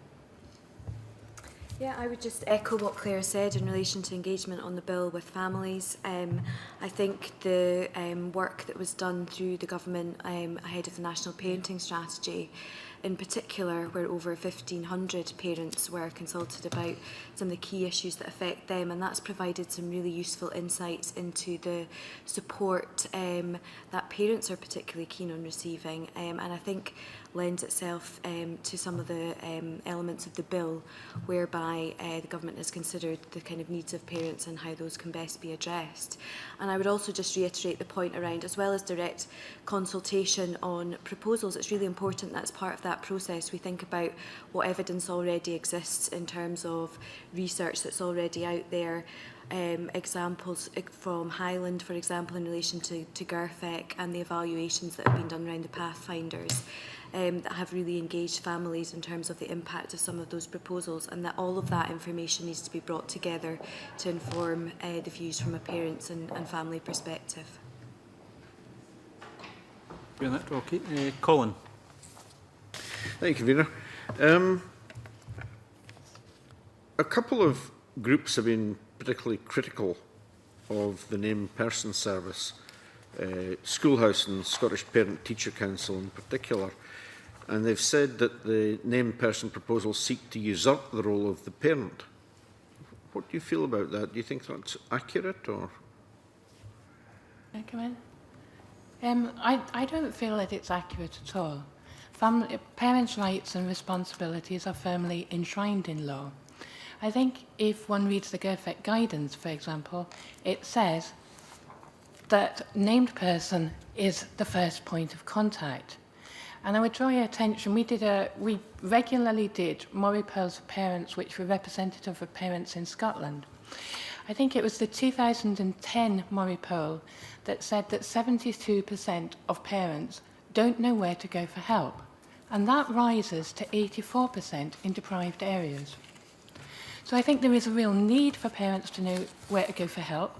I also think that this is a system that all parties have agreed to and that we've been working on to deliver throughout Scotland. As has already been indicated, there's somewhat patchy and inconsistent practice, and that's why it's come to this committee and come forward for legislation. Having said that, in the places where it is operating, and I would say particularly Highland, and I presume that this committee will be getting evidence from Highland Council about how this worked, or how this works in Highland. When GERFEC actually started to be implemented there wasn't such a thing as a named person within the GERFEC guidance. And it was actually parents themselves who said, we would like a first point of contact. We want to know where to go for help if we need help. And that's where the named person came from. It came from parents themselves. I see it as a first point of contact. I see that when practitioners are working with families, they work in partnership with families and they would try to get informed consent. They would only not take things forward, information sharing, for example, where there was a risk of significant harm. And, you know, if parents are refusing and there is, if there are issues there and there are concerns, then yes, it would be taken forward. But I think we would all agree that that would need to be taken forward. I'd point out to you, I suppose, that parents are not a homogeneous group. There are lots of views. I would imagine that a great number of you are parents, but you probably don't all have similar views on the named person or on the bill. Again, I would echo what Claire has said in relation to the named person. Save the Children would very much see this as an extra support for families, both children and parents. I think through the consultation on the National Parenting Strategy, some of the key issues that parents raised were around lack of communication, not knowing who to turn to if they needed support. There's a very complex service landscape out there in terms of children and family support, and support to kind of navigate through that system is helpful for parents. So I think there is, particularly looking at the Highland model, there has been evidence of the impact of using the named person and that has benefited children and families. And I think the evaluations show that parents and as well as children have really valued that extra support as that first point of contact, as somebody where they can raise issues at an early stage and who can support them to get a clearer idea of what's going on with their child or any support that they might need. So I would urge the committee, as Claire has already said, to look at the example from Highland in relation to how that's worked in practice. Does anyone else want to make a comment on that? No? Maybe I can ask just a second question there. Given that the child's plan is provided for in the bill, what happens if parents disagree with the child's plan? How do you see that working, and do you have any concerns about how that might operate if there is that disagreement? Well, to go back to something that Alex said, I would really like to see the proviso or the caveat as reasonably practicable taken out of the bill. I think that there should be consultation. Good practice dictates that it should be drawn up in partnership with the family, and that should be, I would suggest that also that should be design, content and review process, which currently the bill doesn't allow for. Parents should be involved throughout that process. However, as you indicate, there may sometimes be areas of disagreement. Where there are, I think that rather than setting up another tribunal or adversarial system, I think that some form of alternative dispute resolution, and particularly where parents maybe have advocacy, if parents have communication difficulties or learning disabilities, but that parents should be enabled to have a voice in that process, and where there is disagreement, that they should be listened to. Alternative dispute resolution would you see? To be honest, I'm not quite sure, and I think that's for detail of guidance and so on, but I think it really is something that really needs to be looked at. I think there could be forms of mediation, there could be advocacy looked at for the parents, but really parents having a role in sitting down and talking that through on a kind of level playing field with professionals. Because what we would say is that all families are unique and different, but that all of them are the experts on their child's upbringing. Colin, can I interrupt for a second? Can I just take you back to, you said, if we move from where it's reasonably practical, or words to that effect, to must, in other words, the plan must be drawn up in some sort of relationship with the parents, some sort of cooperation with the parents. I mean, clearly that can't always happen. There are obviously circumstances where that cannot happen. So surely it's not actually practically possible to go to a situation where we must be drawn up with the parents. I suppose it's about, rather than putting as reasonably practical, which gives a real get out to it, it's something like unless there are grounds of safety or significant harm, you know, unless parents can't be involved. And I think that's about putting the bar lower. And it's where there are reasons of safety, for example, domestic abuse, where parents can't be involved, then yes, obviously that's not practicable. But I think at the moment the bar is too low. Thank you. Sorry, Claire. Can I just ask one other thing on the back of that? We've heard in previous evidence in the course of this process that increasingly lawyers and so on are becoming involved with children's issues on behalf of parents in particular.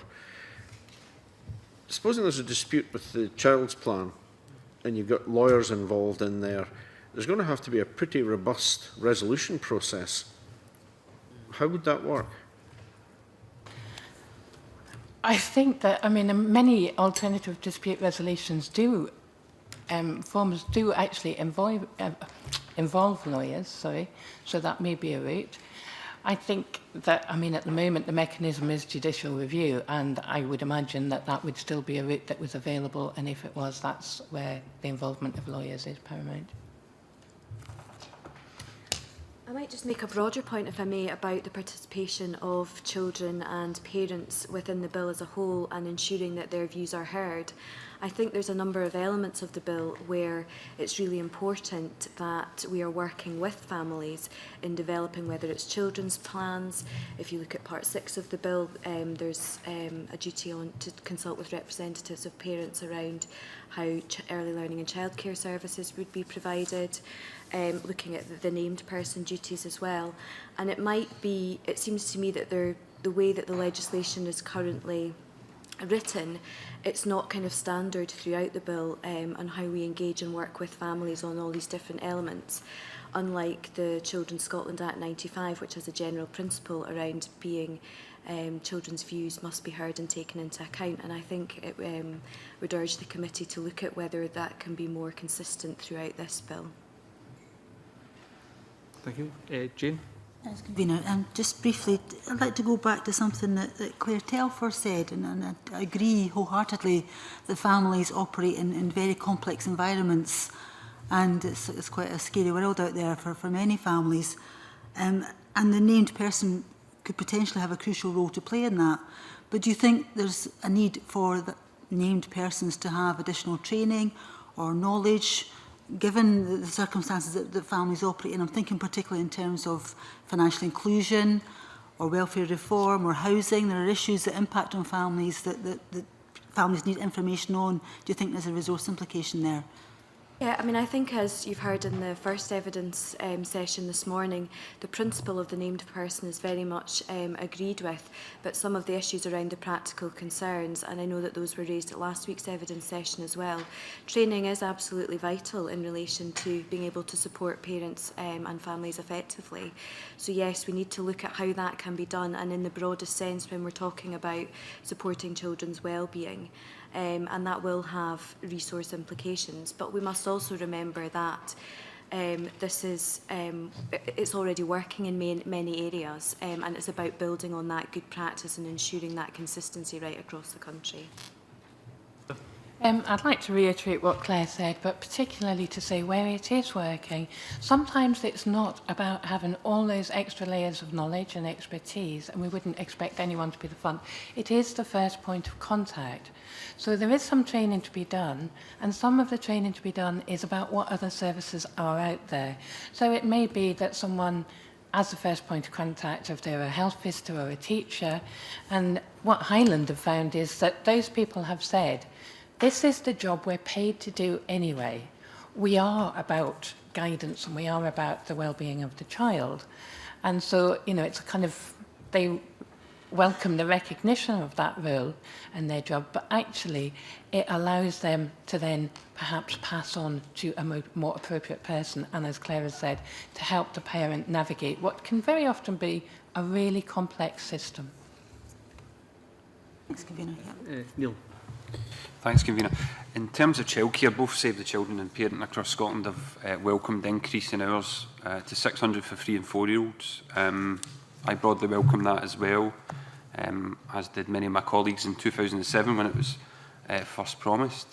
But as the evidence suggests, there is a real lack of focus on childcare for children from 0 to the age of 3, and there is basically nothing to help childcare for primary school age children. Broad question to kind of all of the witnesses, including the parents: is this bill a missed opportunity? I could kick off around that and say that we welcome the proposals in the bill to extend early education to 600 hours for 3 and 4-year-olds, some 2-year-olds, and the importance around the flexibility of that provision. The points that you've raised in relation to supporting younger children and out-of-school care are ones that are consistently raised by parents to us around their childcare needs and the difficulties, particularly for parents living on lower incomes, of accessing that support for their children from a young age.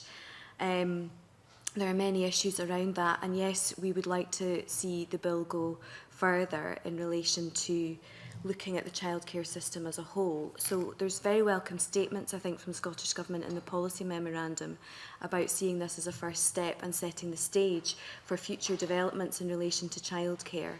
And while we welcome that, I think it's fair to say that we would have liked to see slightly more progress made through this bill. One of the things that we're conscious of is the Equal Opportunities Committee and the work that they did in relation to women in work. And one of the recommendations that they had was around a right to childcare for families in Scotland, which would look at childcare in that broader sense. So I think while there's definitely positives to be made from what's already contained in the legislation, and that will benefit families, there's a lot more that needs to be done to ensure that all families can access the childcare that they need, both to support their children to grow and learn and develop and have the opportunities that really benefit children, as well as childcare being something that supports families to take up work and study, and ultimately support family incomes and tackle poverty and some of these bigger issues that we need to grapple with, which is certainly one of the reasons why we support the elements of the bill around childcare, as we see it as a vital service in terms of tackling child poverty in Scotland, which was one of the biggest barriers to in Scotland to achieving the aim of being the best country to grow up. So yes, I think in summary what I'm saying around this is that it's a good step forward, but we would like for further progress to be made through the bill and in future parliaments. As a parent, I do welcome the extra hours. I think it will really benefit, but I also have children who are of primary school age, so for me to get a job, to be back in time to pick them up is quite difficult. So if it did extend to after school care, benefit a lot more families, I think, and help people to get back into work, because it would help all childcare costs and not just for the preschool children. Yep. I like the fact that the increase in hours is good, but I think being more flexible on them, so maybe not just a morning or an afternoon place, but maybe saying, can I have 2 full days with the hours instead of just mornings, would help people work, because most jobs aren't going to give you like 9 till 11 in the morning, 5 days a week, but you're more likely to be able to get a two-day job, which is going to give you part-time hours, if you could get the childcare to support it, and it would help more financially if your child could be in the free place on those days that you need them. Otherwise you're going to have to pay for them and you're left out of pocket at the end of it, so it's not really helping. Very briefly, really, I mean, again, we support it. We do see it as part of a long-term vision that this should be a first step, and we should work towards making Scotland a leader in childcare. We believe that will improve the outcomes of children. We also believe it is important for parents to have that option and that choice. We would support an extension to 2-year-olds. There's so much evidence to show that by the time children get to the age of 3, and enter nurseries, quite often disadvantaged children from poorer backgrounds are already far behind their peers.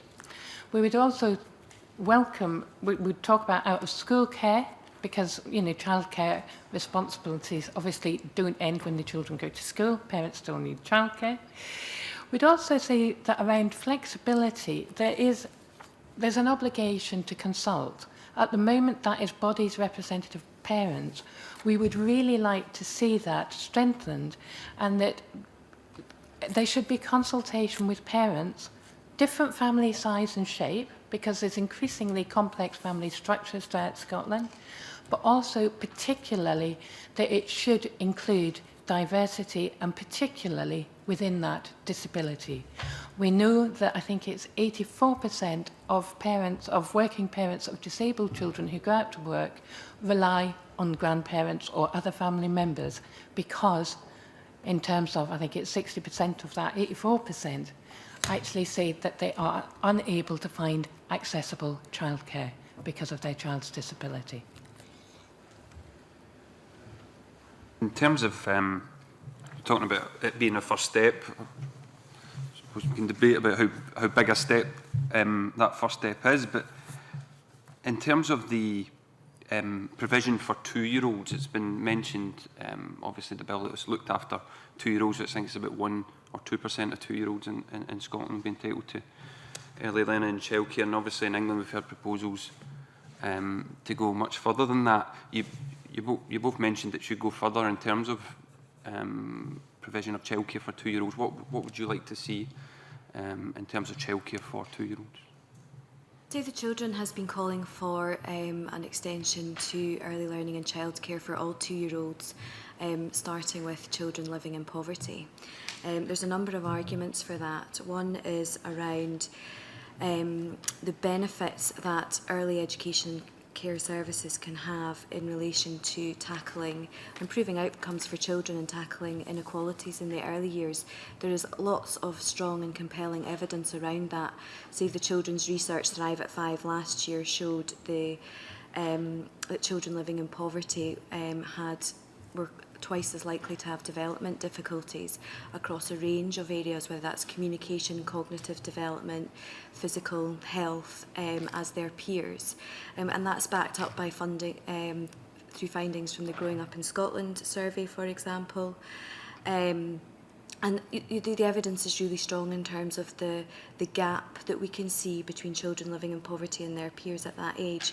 What's also really strong in the evidence is the difference that early learning and childcare services can play in actually turning that around. If we look at the evidence from the EPI survey that's been done looking at sort of short and long-term outcomes, the impact of even a month of early learning and childcare support after the age of 2, so from the age of 2, the difference that can make both in the early years and by the time the child starts school, and then again when leaving school, is really quite significant. And so it's for those reasons that we support an extension to 2-year-olds living in poverty. I think also we've been, over the last sort of 18 months, doing a lot of work with parents, speaking to them about their childcare needs, what their experiences and views are of using childcare in Scotland, and where they feel improvements need to be made.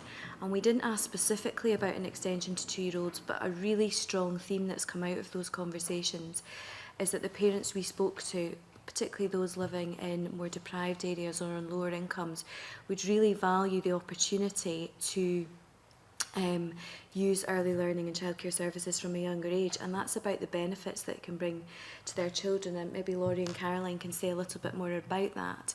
But in terms of a lot of the parents that we have been speaking to maybe can't afford to pay for services that currently exist, and therefore feel their children are missing out on those opportunities to play, to socialise with other young people, and all the benefits that service can bring. There's also an economic argument, I think, around this, in terms of that kind of preventative spend agenda that we have, and supporting. We know that the critical years are 0 to 3, yet the bill in relation to Part 6 doesn't do, it's very limited in the support that it provides looking at looked after children. And we very much support that because we know that their outcomes are particularly lower than others. But this is an opportunity to extend that to a group of children that would really, really benefit from that provision, it would save us money in the long term and also meet the aims of the bill in terms of supporting children from more disadvantaged backgrounds. So we really support looking at that extension and particularly supporting the most disadvantaged initially. Okay, Claire, just before you move on, how much would it cost to extend it to all 2-year-olds? That's a very good question. I don't have an answer to that. I think to all 2-year-olds, there would be significant cost implications, obviously. We want those services to be really high quality to benefit children and young people. It's something that I would urge the committee to ask the Scottish Government about in terms of how much they would estimate the extension would cost. We've certainly been looking at different models for extending to children from more deprived backgrounds, and it would really depend on the way how we define that group of children and young people. So, for example, it could be based on a more area-based approach, looking at the Scottish Index of Multiple Deprivation, or whether we went down a route of looking at household incomes. So I can't give the committee an exact figure at the moment, but that's certainly something that needs to be looked at. And what I would say is important at stage 1 of the bill is that whether we agree with the principle of extending to 2-year-olds living in poverty. I'm going to bring in Joan McAlpine. Thanks very much. Yes, I think there's a lot of consensus in the sense that we all want to tackle the issue of child poverty and child development. And you'll all be aware of the recent report by, I think it was the National Children's Bureau, that showed that there are an extra 1.5 million children living in poverty across the UK than there were in 1973. I think it's fairly widely recognised that that is due to the UK economic model, which is it's an economic model that encourages inequality. And perhaps you would want to reflect on the fact that the UK, the economic powers that actually cause that inequality to get worse are exercised at UK level, and that Scotland will need these economic powers if we're really going to tackle child poverty going forward, because I think there is a consensus that we all have the same priorities in terms of ending child poverty. So if we want to do that, we need to have the economic powers to make Scotland a more equal society, rather than following an economic model set in London.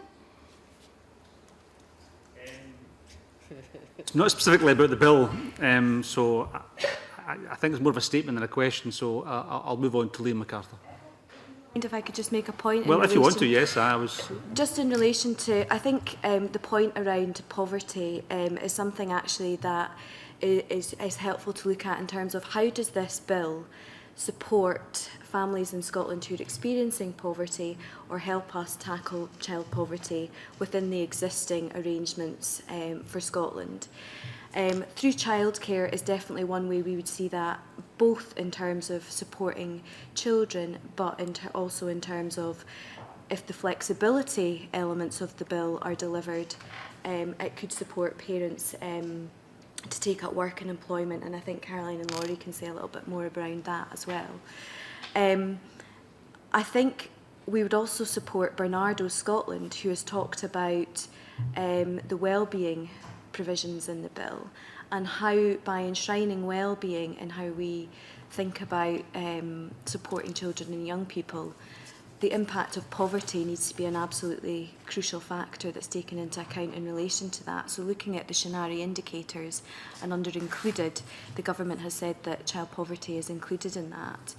And I think that needs to, I hope that the bill can take forward more support in terms of for families experiencing poverty, and look at, I would certainly urge the committee to look at how the bill can support delivery of the child poverty strategy in Scotland that already exists, and how, for example, maybe elements of Part 3 in children's services planning can link into that delivery at local level. I'll bring you back in after Liam. We've already said it, so I'll bring Liam in and then... Very elegantly and diplomatically put, if I may say so. Can I return to the topic that Neil Bibby introduced there in relation to 2-year-olds. I mean, obviously, you've made clear your views in terms of extending this to a greater number of 2-year-olds. I think you pointed to quite a range of evidence, I think, which is also supported by the findings of Professor James Heckman, Nobel laureate. You've also talked about the way in which this might be phased in over a period, starting with those most disadvantaged.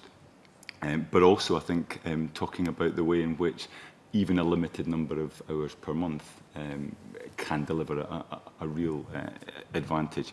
Is there anything specifically in terms of the rollout that you think we should be pushing the government on in terms of time frames? I mean, I think Neil Bibby talked about a 1-2% that are covered under the provisions of the bill at the moment, as compared to a provision south of the border of around 40% phased in over a period. Is there a phasing that we should be looking at in terms of this bill, recognising that, as the convener said, blanket coverage of all 2-year-olds under the provision of this bill doesn't really appear to be a realistic proposition?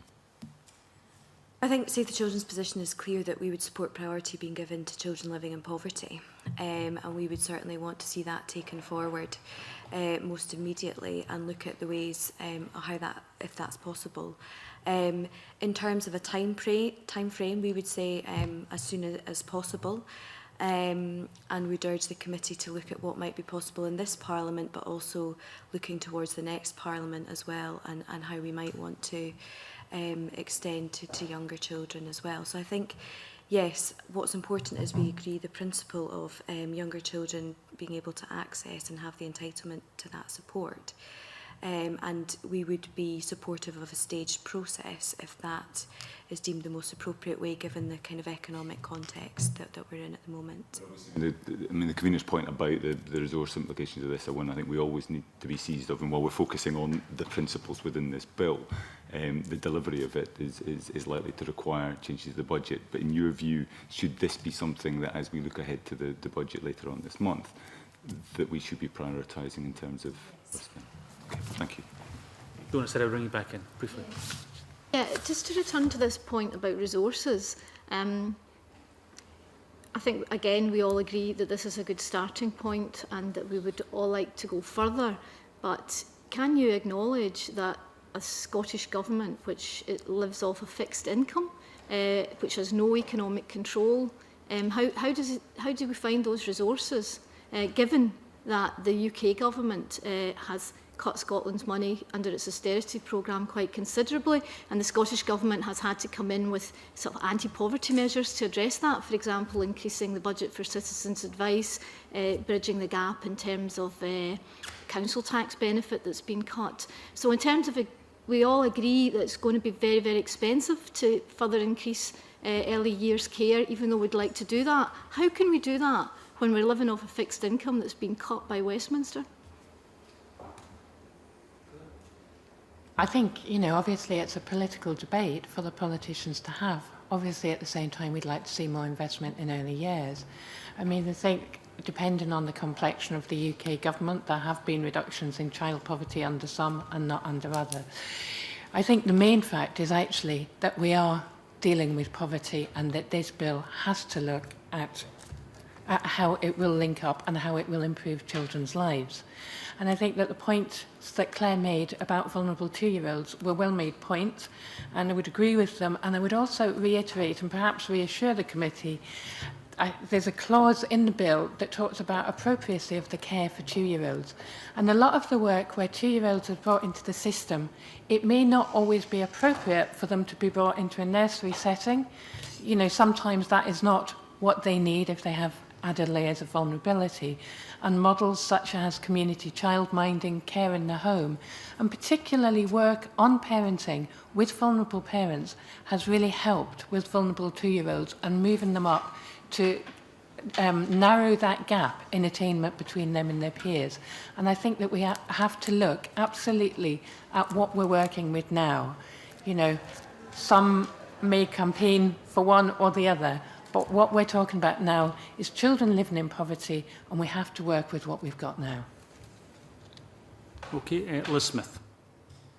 I think actually, Convener, I'm okay, because I think the two questions I was going to ask have been covered. Thanks. Can I ask, the two parents have come along today. to try and provide the committee with a view of how they see the difficulties that parents are faced relative to the current arrangements with childcare and the ability to get out to work, even if it is part-time. What kind of difficulties are you faced with? You're limited to the 2.5 hours that the child's in nursery for nursery age, or within school hours if it's a school-age child. If you had the flexibility to choose your 16 hours or your 15 hours or whatever, it would make it easier to get a job, because you're not going to find something that fits into those 2.5 hours with travel there, etc. It's quite expensive to pay out with it, especially if you're living off a minimum wage. It could take up quite a lot of it. So I think basically the flexibility, also if they looked at, I know 3 and 4 year olds are covered, but depending on when a child's birthday falls, when the 3-year-old's offered a place as well, if it maybe became available when a child becomes 3 rather than when the next intake is, because sometimes a child's only getting a year at nursery, they're not getting the same start with their development, etc., as other children. And extending it to 2-year-olds would also help parents get back to work a bit earlier, because they know that they've got a secure childcare place for their child to go to. It would provide a better family life as well, whereas parents could both work during the day, have more family time out with it, rather than working different shifts to cover the childcare. Laurie? I feel definitely financially more free childcare would be good, but I feel as well that if local authority nurseries could provide more spaces for people who are willing to pay for their kids to be in childcare, would be a lot better, because I feel that local authority childcare has a higher quality of care than a private nursery, as well as the fact that it would be less expensive to the parent to be able to pay it, so that they can then get back into work and start earning to provide better for their kids, instead of sitting at home on benefits. Interestingly enough, the bill does require local authorities to ascertain the views of those representative of parents when establishing the pattern of early learning and childcare provision. Now, I'm not quite sure how it's going to do that, but effectively, the bill does require that effectively that flexibility is an attempt to try and provide that flexibility. And it doesn't, I just read the section before you came in, and it doesn't seem to suggest that it has to be the pattern that's provided. You mentioned this 2.5 hours per day, but there has to be a minimum of 2.5 hours, and therefore it looks like that's the decision by the local authority. I may be wrong here, but by the local authority rather than by enforcement through the bill. So I'm just wondering whether yourselves or perhaps either of the Clares can tell us whether it varies across local authorities, the ability to provide that flexibility, or is it the same pretty much across Scotland, that it's 2.5 hours everywhere a day? Yes, Claire. I can speak from the Scottish perspective in terms of the engagement that I talked about with parents. One of the striking things that's come out of that is actually the degree of difference in relation to availability that exists. So in some areas, parents described there being an abundance of local services available, and they experienced a great choice in terms of the childcare that they were able to use, and that provision, particularly in the early years, being delivered in bundles, if you like, over 1 or 2 days. But then there was other areas where there was a completely different picture painted of a lack of available services and a lack of choice in terms of the services that were available and the flexibility around that. So I think it's really important that we look at local flexibility around how these services are provided. But I would say, on the other hand, a key theme that came through from the discussions we've had with parents was the similarity in the issues that were being raised around childcare. So that's about affordability, about the out-of-school care and the services that were available. And there's a number of issues that we need to look at Scotland level as well. So it's about how we marry up that local flexibility and the way that services are provided with what the kind of national issues that need to be addressed right across Scotland.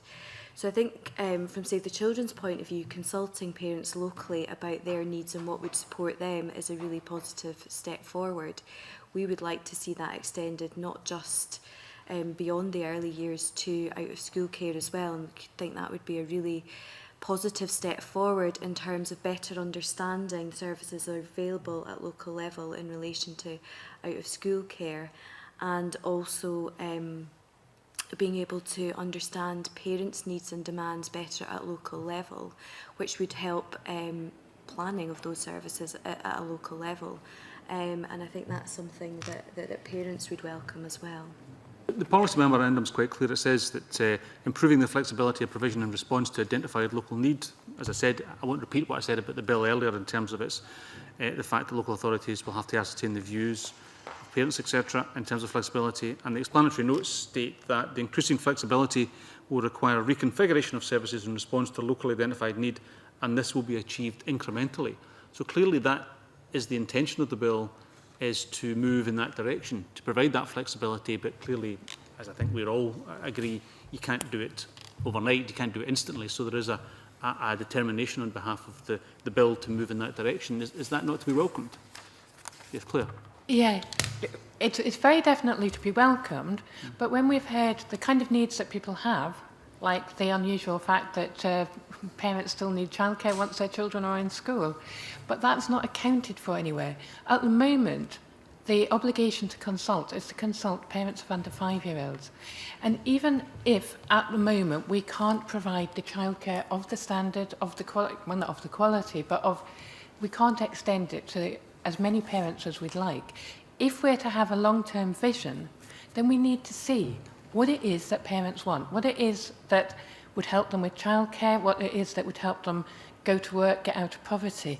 And that extends beyond 5-year-olds, right through to, I would say, I think the Equal Opportunity Committee said 15. We need to know what those needs are, so that even if we can't meet them now, as you say, incrementally, we can work towards meeting those needs. Yes, Claire. Could I just add in, absolutely, the flexibility in how early learning and childcare services are provided is absolutely key, and we very much welcome that. What parents have told us is actually that's more important than potentially the extra hours, because it will enable them potentially to balance their caring responsibilities with taking up work and employment. So I think we need to be careful not to see it as an either-or in terms of the extension of hours and flexibility.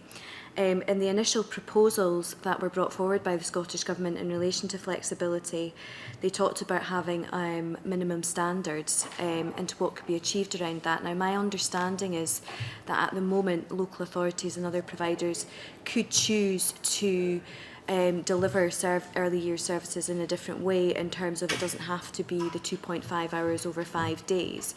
So I think we need to look at what additionally is the bill going to provide to drive forward the flexibility that is so desired by parents. Okay, thank you. Liam, did you have a short question? Listening to the testimony here, it occurs to me that are we struggling a bit with the result of the conflating of two bills? Because in a sense, we've got a Children and Young People's Rights Bill, and the discussion is about what benefits children and young people. And undoubtedly, being in a home environment where parents have enough income coming in, etc., is to their benefit. Actually, the benefit of the nursery and childcare to the individual child is presumably ultimately what we're driving at in this legislation.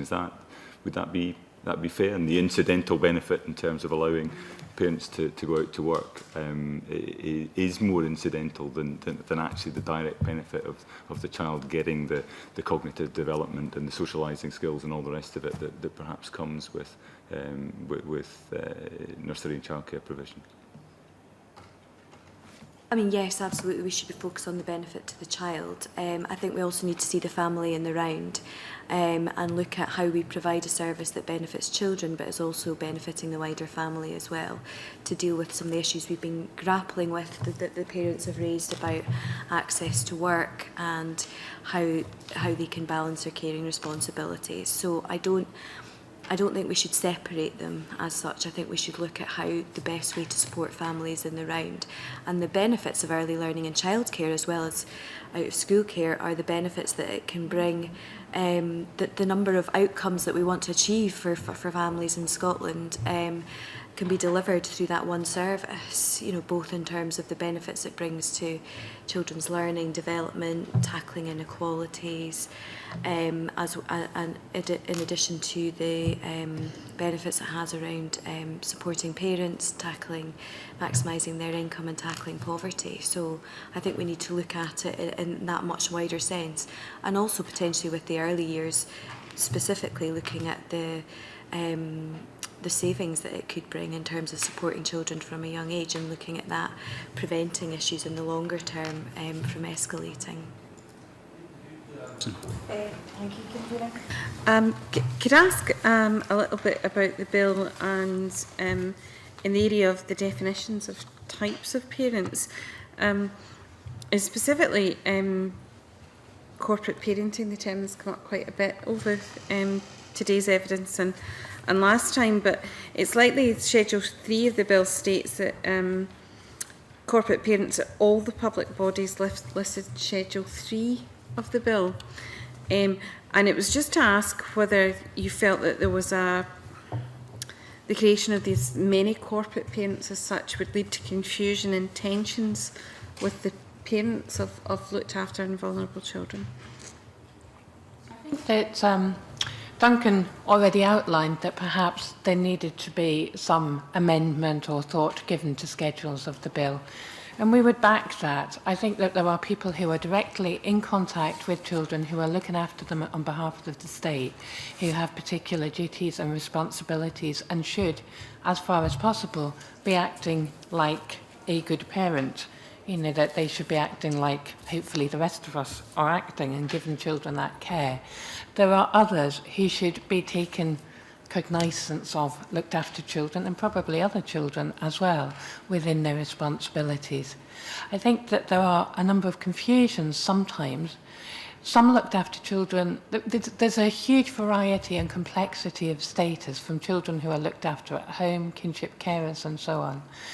Within that, there are some birth parents who still retain some responsibilities, and I think it needs to be teased out in guidance and in regulation and in consultation with key groups, and particularly groups of parents, where rights remain, what the relationship should be, and what consent or what input they can have. And sometimes that may be about, very often, care leavers who may be away from home for, until they're 16. They're entitled to leave care, and quite often they go home to what has previously been a chaotic family life and may still be a chaotic family life. So I think if those birth parents are somehow involved, or can be involved, and if some of that perhaps includes parenting support and parenting education, at least if that child goes home at 16, those parents are better prepared to meet their needs. I would like to ask also about Part 10 of the bill, which looks at kinship care and sets out a framework for local authorities to support kinship carers who have or who are applying for Section 11 orders. And just a general opinion on whether the provisions for kinship care represent an enhanced level of support to kinship carers at the moment. I think if people are allowed to, the kinship care order, at the moment, I'm sure the committee know, there is a huge variability, both of financial provision and so on throughout Scotland, and people can be, if they are getting financial provision at all, can be getting anywhere from the local authority from £50 to 150. I think that's, we'd probably all agree, fairly an unacceptable state of affairs, that it depends on where you live. The kinship care order will allow eligibility for other things, like leisure opportunities, like free school meals. And it's opening up those doors that is very, very welcome. At the same time, there is a review of financial arrangements for kinship care going on, and I hope that those two things can dovetail the bill and what the government recommends with regard to financial arrangements. And I think that there is a particular section, as committee session on kinship care, I think Children First will be given evidence. I'd also draw your attention to the evidence of Citizens Advice, who've had a specialist kinship care service. It's a very complex area, but I think this bill does go some way to opening up new rights for kinship carers and allowing them to access the support they need. Yeah, thank you very much. Can I thank the witnesses for coming along this morning? Again, it's been very helpful to our consideration of the bill. We were due to move on to item 5, which was consideration of petition 1395, but we have agreed to defer consideration of this particular item till next week. Therefore, that concludes the public part of our meeting today, and we now move into private session. Thank you.